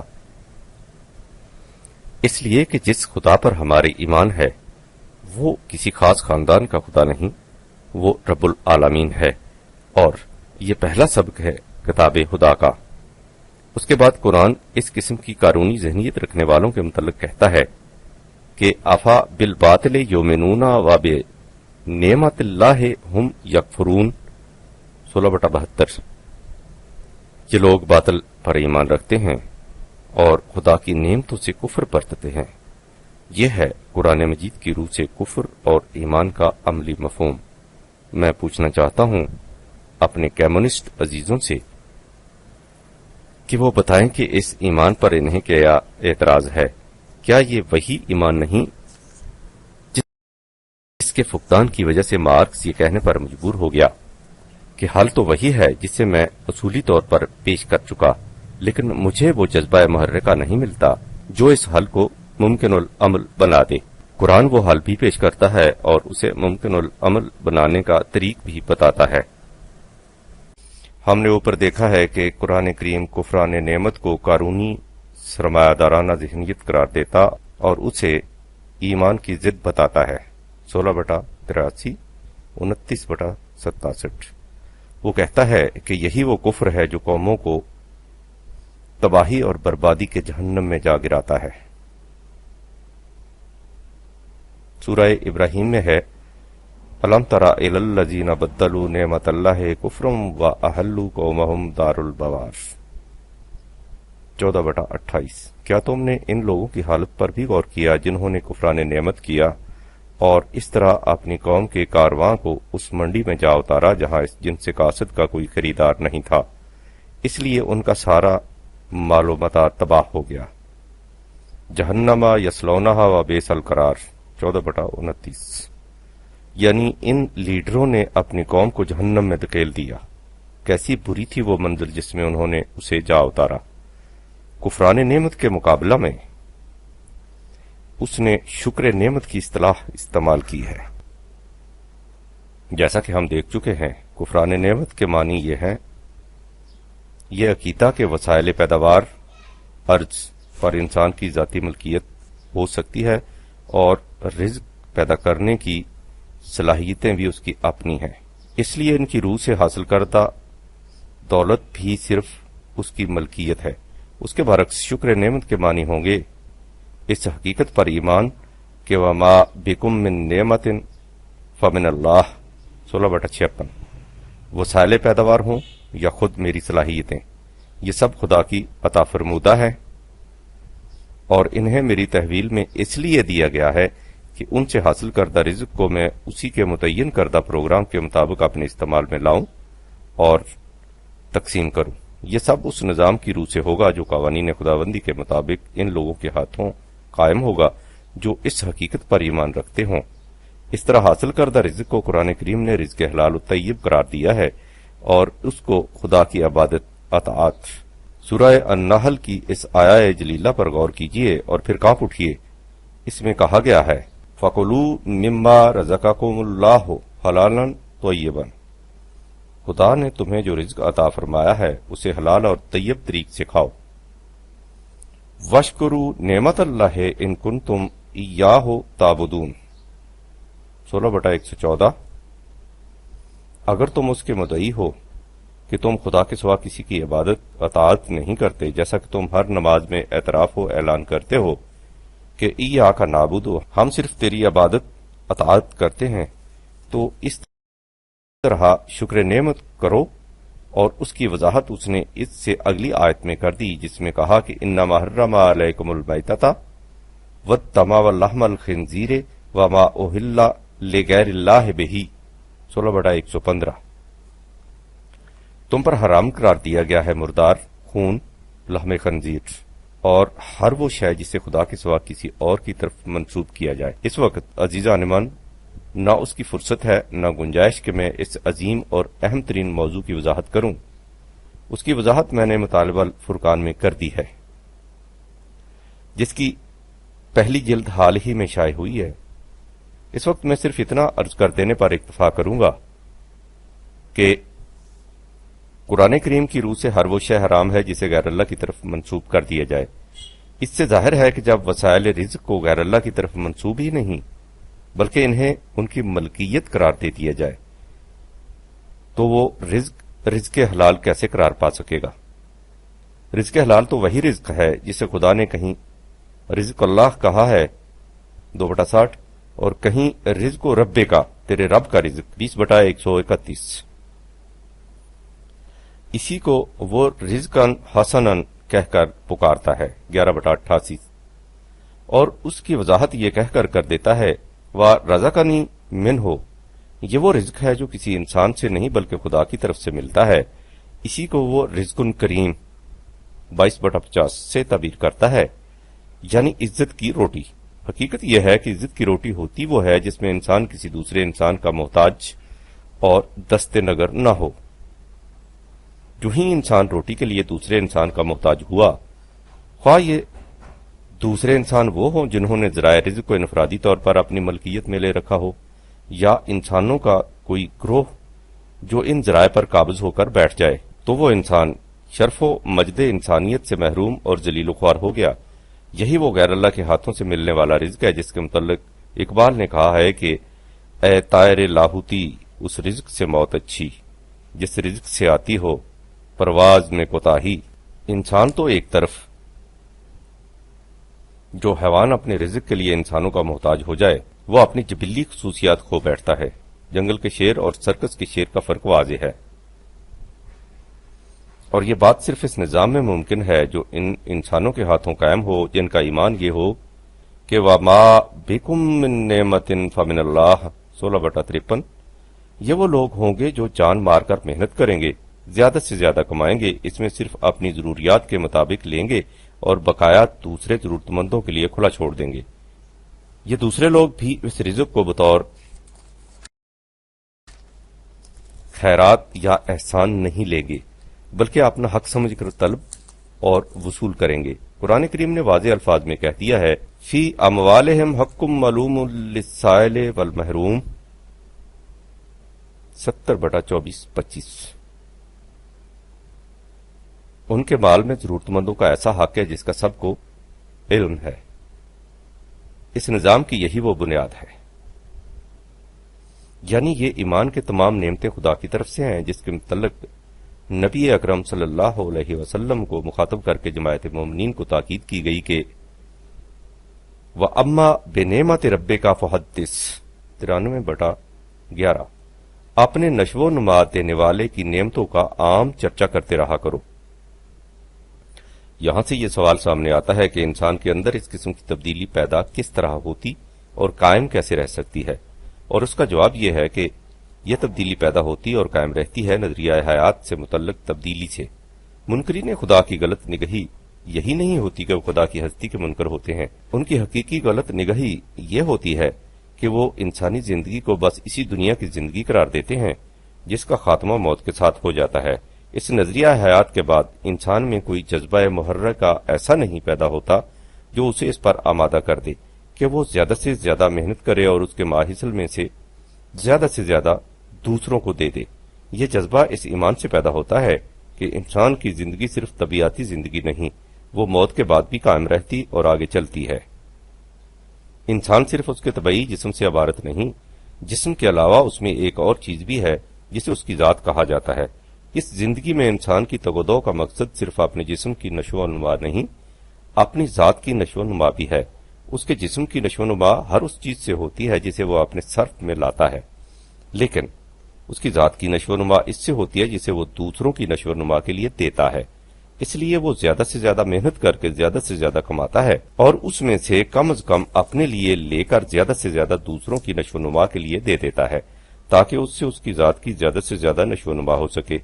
موت سے انسانی جسم تو باقی نہیں رہتا، لیکن اس کی ذات آگے جاتی ہے تاکہ وہ مزید ارتقائی منازل طے کر سکے۔ یہ ایمان در حقیقت خدا کے قانون مکافات عمل کی صداقت کے یقین پر استوار ہوتا ہے، جس سے مراد یہ ہوتی ہے کہ میرا ہر عمل ایک نتیجہ پیدا کرتا ہے جو میرے سامنے آ کر رہے گا، خواہ اس دنیا میں اور خواہ اس دنیا کے بعد۔ اسے ایمان بالآخرت سے تعبیر کیا جاتا ہے۔ اس ایمان کے بغیر نہ انسان کسی اثار کے لیے برضا و رغبت تیار ہو سکتا ہے، نہ کسی قربانی کے لیے بطبیب خاطر آمادہ۔ اس عقیدہ سے انسان کے اندر وہ تبدیلی پیدا ہوتی ہے جس سے اس کی کیفیت یہ ہوتی ہے کہ الذی یؤتی مالہ یتزکی 92/18۔ جو کچھ اس کے پاس ہے ما لہو وہ اسے دوسرے ضرورت مندوں کے لیے دے دیتا ہے، اس لیے کہ وہ جانتا ہے کہ اس سے اس کی ذات کی نشو و نما ہوتی ہے۔ وما لأحد عنده من نعمت تجزی 92/19۔ وہ اسے دوسروں کو اس لیے نہیں دیتا کہ اسے اس کے معاوضہ میں ان سے کچھ ملے گا، ان کے پاس ہوتا ہی کیا ہے جسے وہ اس کے معاوضہ یا صلہ میں دے سکیں، نہ ہی ان پر اس کا کوئی احسان ہوتا ہے جس کا بدلہ اتارنے کے لیے اسے کچھ دیں۔ وہ دیتا ہے الا ابتغاء وجہ ربہ الاعلی 92/20۔ وہ اسے صرف خدا کے متعین کردہ عالمگیر نظام ربوبیت کے قیام و استحکام کے لیے دیتا ہے۔ وَلَسَوْفَ يَرْضَىٰ 92/21۔ اس سے اس کی محنت اور کاوش صحیح نتائج سے ہم آہنگ ہوتی چلی جاتی ہے۔ یہی اس کا بہترین صلہ ہے جس سے اسے حقیقی مسرت حاصل ہے۔ یہ ہے وہ جماعت جس کے ہاتھوں وہ نظام متشکل ہوا اور ہو سکتا ہے جس کا خواب تو مارکس نے دیکھا، لیکن جس خواب کی تعبیر کو ممکن العمل بنانے کے لیے اسے کوئی اساس نہ مل سکی۔ اس نظام میں نہ تو جبر و اکراہ سے وسائل پیداوار ان لوگوں سے چھینے جاتے ہیں اور نہ ہی قوت اور تشدد سے انہیں کام کرنے پر مجبور کیا جاتا ہے۔ یہ لوگ اپنا سب کچھ بطبیب خاطر اس نظام کے حوالے کر دیتے ہیں اور اس کے بعد وہ کام جو ان کے سپرد کر دیے جاتے ہیں انہیں اپنے قلب و دماغ کی کامل رضامندی سے سر انجام دیے جاتے ہیں۔ جبر و اکراہ کا اس نظام میں کوئی کام نہیں ہوتا، اس کی بنیاد ہی لا اکراہ فی الدین 2/256 کے اصول محکم پر استوار ہوتی ہے۔ اس ایمان کی حامل جماعت کے سوا دنیا کی کوئی جماعت، کوئی عزم یا کوئی نظام نہ اسلامی کہلا سکتا ہے، خواہ اس کا نام کچھ ہی کیوں نہ رکھ لیا جائے، اور نہ ہی اسے اس کا حق حاصل ہو سکتا ہے کہ وہ ذرائع رزق کو زبردستی دوسروں سے چھین لے اور ان کی کمائی پر قابض ہو جائے۔ وہ ملوکیت ہوگی جو استبداد کی روح سے متشکل ہوگی اور تشدد کے بلبوتے پر اسے قائم رکھا جا سکے گا۔ یہی وہ حقیقت تھی جسے اقبال نے سوشلزم کے نظام کو سامنے رکھ کر کہا تھا کہ زمام کار اگر مزدور کے ہاتھوں میں ہو پھر کیا، طریقے کوہ کن میں وہی ہیلے ہیں پرویزی۔ اور تاریخ اس کی شہادت دیتی ہے کہ سوشلزم نے جسے محنت کشوں کا نظام کہہ کر دھوکہ دیا جاتا ہے، جہاں جہاں بھی قدم رکھا ہے ملوکیت کے انہی قدیم حربوں سے کام لیا گیا ہے۔ قرآن کی پیش کردہ اس حقیقت کو کبھی فراموش نہ کیجیے کہ ان اللہ یغیر ما بقوم حتی یغیر ما بانفسہم 13/11۔ کسی قوم کے خارجی حالات میں تبدیلی پیدا نہیں ہو سکتی جب تک پہلے اس میں نفسیاتی تبدیلی پیدا نہ ہو جائے۔ اسی نفسیاتی تبدیلی کا نام قرآن کریم کی اصطلاح میں ایمان ہے۔ سوشلزم قوم کے خارجی حالات یعنی اس کے معاشی اور معاشرتی زندگی میں نفسیاتی تبدیلی کے بغیر ڈنڈے کے زور پر تبدیلی پیدا کرنا چاہتی ہے، جو ناممکن ہے، جسے وہ نفسیاتی تبدیلی کہہ کر خود فریبی میں مبتلا ہو جاتی ہے اور دوسروں کو مبتلا رکھنا چاہتی ہے۔ وہ تبدیلی نہیں، محض انسان کے اندر خلا پیدا کرنا ہے۔ خدا سے بھی انکار، وحی سے بھی انکار، آخرت سے بھی انکار، ہر صداقت سے انکار، اور اقرار کسی بات کا بھی نہیں۔ نفسیاتی تبدیلی کسی مثبت اقرار سے پیدا ہوتی ہے جسے قرآن اللہ کہہ کر پکارتا ہے، محض انکار سے نہیں جسے وہ لا سے تعبیر کرتا اور اللہ تک پہنچنے کے لیے منزل اول قرار دیتا ہے۔ مارکس کی ناکامی کی یہ بنیادی وجہ تھی، اس کے فلسفہ میں لا ہی لا تھا، اللہ کہیں نہیں تھا۔ اور اس کے بعد اس حقیقت کو بھی یاد رکھیے کہ ذالکا بأن اللہ لم یکو مغیرا نعمتا انعمہا علی قوم حتی یغیروا وما بانفسہم 8/53۔ کسی قوم کو اس کی داخلی تبدیلی ایمان کی بنا پر جو نعمتیں حاصل ہوتی ہیں وہ اس وقت تک باقی رہتی ہیں جب تک ان میں وہ تبدیلی باقی رہتی ہے۔ جب وہ تبدیلی باقی نہیں رہتی، اس کی روح سے حاصل شدہ نعمتیں چھن جاتی ہیں۔ یہ جواب ہے اس اعتراض کا جو عام طور پر کیا جاتا ہے کہ اسلام اگر صداقت پر مبنی نظام تھا تو وہ مسلسل قائم کیوں نہ رہا۔ اسلام در حقیقت وہ ذریعہ ہے جس سے قوم اپنے اندر نفسیاتی تبدیلی پیدا کرتی ہے۔ اس ذریعہ سے ایک قوم نے اپنے اندر تبدیلی پیدا کی تو اسے وہ نعمتیں حاصل ہو گئیں۔ جب تک وہ تبدیلی پیدا ہوتی رہی وہ نعمتیں میسر آتی رہیں۔ جب اس نے اس تبدیلی کو پیدا کرنا چھوڑ دیا وہ نعمتیں اس کا ساتھ چھوڑ گئیں۔ اب اگر یہ قوم چاہتی ہے کہ وہ نعمتیں اسے پھر سے حاصل ہو جائیں تو اسے پھر سے وہ تبدیلی اپنے اندر پیدا کرنی چاہیے۔ قرآن میں یہ صلاحیت موجود ہے کہ جب بھی کوئی قوم اس کے ذریعے اپنے اندر نفسیاتی تبدیلی پیدا کرنا چاہے وہ تبدیلی پیدا ہو جائے۔ لا تبدیلا لکلمات اللہ کے یہی معنی ہے۔ لیکن مسلمان بھی ہر خدا فراموش قوم کی طرح چاہتا ہے کہ اس تبدیلی کو اپنے اندر پیدا کیے بغیر وہ نعمتیں حاصل کر لے۔ اسی لیے وہ کبھی مغربی جمہوریت کی طرف لپکتا ہے، کبھی سوشلزم کی طرف دوڑتا، لیکن خدا کا قانون اٹل ہے کہ نفسیاتی تبدیلی کے بغیر خارجی تبدیلی نہیں ہو سکتی۔ اگر کسی قوم کو اس کے بغیر کسی وقت کچھ مل جاتا ہے تو وہ ایسا ہی ہے جیسے ڈاکو کسی کی متاع حیات لوٹ کر مطمئن ہو جائیں کہ ہم خوشحال ہو گئے ہیں۔ ابدی صداقتوں پر ایمان کے بغیر جو کچھ بھی کوئی حاصل کرے گا وہ ڈاکا سے زیادہ کچھ حیثیت نہیں رکھے گا، خواہ وہ اس کا نام کچھ ہی کیوں نہ رکھ لے۔ یہی وہ حقیقت ہے جسے اقبال نے استعارہ کی زبان میں نہایت دلکش محاکاتی انداز سے بیان کیا ہے۔ وہ کہتا ہے کہ سکندر اعظم نے ایک بحری قزاق ڈاکو سے کہا کہ صلہ تیری زنجیر یا شمشیر ہے میری، کہ تیری رہزنی سے تنگ ہے دریا کی پہنائی۔ اس قزاق نے اسے جواب دیا کہ سکندر حیف تو اس کو جوامردی سمجھتا ہے، گوارا اس طرح کرتے ہیں ہم چشموں کی رسوائی، تیرا پیشہ ہے صفا کی میرا پیشہ ہے صفا کی، کہ ہم قزاق ہیں دونوں تو میدانی میں دریائی۔ لہذا مشرق و مغرب کے سرمایہ دار ہوں یا کمیونزم اور سوشلزم کے علم بردار، قرآن کریم کی روح سے دونوں قزاق ہیں کہ دونوں کا پیشہ صفا کی ہے۔ اس قزاق اور سکندر میں فرق یہ تھا کہ قزاق سے تو سکندر نے باز پرس کر لی، لیکن سکندر مطمئن اور مگن تھا کہ اس سے باز پرس کرنے والا کوئی نہیں، کیونکہ اسے اقتدار اعلی ساورینٹی حاصل ہے۔ لیکن جو نظام اقتدار خداوندی کے مطابق قائم ہوگا، اس میں کوئی بھی اس باز پرس سے معمون اور مستثنا نہیں ہوگا۔ اس میں ہر ایک کا ایمان یہ ہوگا کہ ثم لا تسألن یومئذ عن النعیم 102/8، مجھ سے ان نعمتوں کے متعلق پوچھا جائے گا کہ تم نے انہیں کیسے حاصل کیا اور کس طرح صرف کیا تھا۔ اس ایمان کے بغیر کوئی بھی قذاقی سے باز نہیں رہ سکتا۔ آخر میں عزیزان من اس اعتراض کو بھی سامنے لے آنا چاہتا ہوں جو سرمایہ داروں کی طرف سے قرآن کے معاشی نظام کے خلاف عائد کیا جاتا ہے۔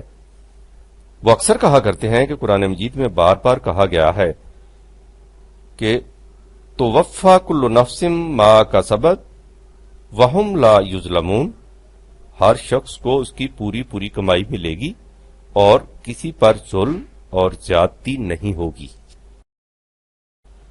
اعتراض یہ ہے کہ جو شخص زیادہ کماتا ہے لیکن اسے آپ دیتے ہیں اس کی ضروریات کے مطابق، تو اسے اس کی پوری پوری کمائی تو نہیں ملتی، کیا یہ اس پر ظلم نہیں؟ قبل اس کے کہ اس اعتراض کا جواب دیا جائے، میں ان سے اور ان کے ساتھ سوشلزم کے علم برداروں سے پوچھنا چاہتا ہوں کہ آپ محنت کشوں کو ان کی پوری پوری کمائی کب دیتے ہیں؟ جیسا کہ پہلے کہا جا چکا ہے، آپ کے پاس وہ کون سا پیمانہ ہے جس سے کسی مزدور کی اجرت ماپی جا سکے؟ آپ مزدور کو وہی دیتے ہیں جو اس سے طے پا جاتا ہے۔ محتاج اور ضرورت مند سے جس طرح معاملہ طے پاتا ہے اس کا کسے علم نہیں۔ جیسا کہ میں پہلے کہہ چکا ہوں، کام کرنے والا جس قدر کمائے، کام کرانے والا اگر اسے پورے کا پورا دے دے تو نظام سرمایہ داری ایک دن کے لیے بھی باقی نہ رہ سکے۔ وہ تو اسی صورت میں قائم رہ سکتا ہے کہ محنت کرنے والا جس قدر کماتا ہے اسے اس سے کم دیا جائے، لہذا نظام سرمایہ داری میں کسی محنت کش کو اس کی محنت کا پورا پورا معاوضہ دیا ہی نہیں جاتا۔ باقی رہی سوشلزم، سو اس میں مزدوروں کے ساتھ معاملہ طے پانے کا بھی سوال پیدا نہیں ہوتا۔ صاحب اقتدار طبقہ جو فیصلہ بھی کرے انہیں اسے تسلیم کرنا پڑتا ہے۔ کیا اس کو پوری پوری اجرت دینا کہتے ہیں؟ قرآنی نظام میں ہر کام کرنے والا بطریب خاطر یہ فیصلہ کرتا ہے کہ اسے یہاں تو اس کی ضروریات کے مطابق دے دیا جائے، باقی اگلی زندگی میں ادا کر دیا جائے۔ اس کی آرزو اور تمنا یہ ہوتی ہے کہ آتنا فی الدنیا حسنۃ وفی الآخرۃ حسنہ 2/201، اس دنیا کی خوشگواریاں بھی اور آخرت کی خوشگواریاں بھی۔ وہاں کی خوشگواریوں کے متعلق مختصر ترین الفاظ میں سن لیجئے کہ لہم ما یشاؤون فیہا ولدینا مزید 50/35، وہاں جو چاہیں گے ملے گا بلکہ اس سے بھی زیادہ۔ اگر آخرت کے منکر وہاں کی خوشگواریوں کے وعدہ کو درخور اعتنا نہ بھی سمجھے تو قرآن کا نظام اس دنیا میں اس امر کی ضمانت دیتا ہے کہ ہر ایک کی ضروریات پوری کی جائیں گی۔ کیا یہ مارکس کے اس خواب کی تعبیر نہیں جس سے وہ ناممکن الحصول سمجھتا تھا؟ فرمائیے اس پر کیا اعتراض ہے؟ یہ ہے اس مشکل ترین مسئلہ کا وہ حل جو ام الکتاب کی طرف سے ملتا ہے۔ والسلام۔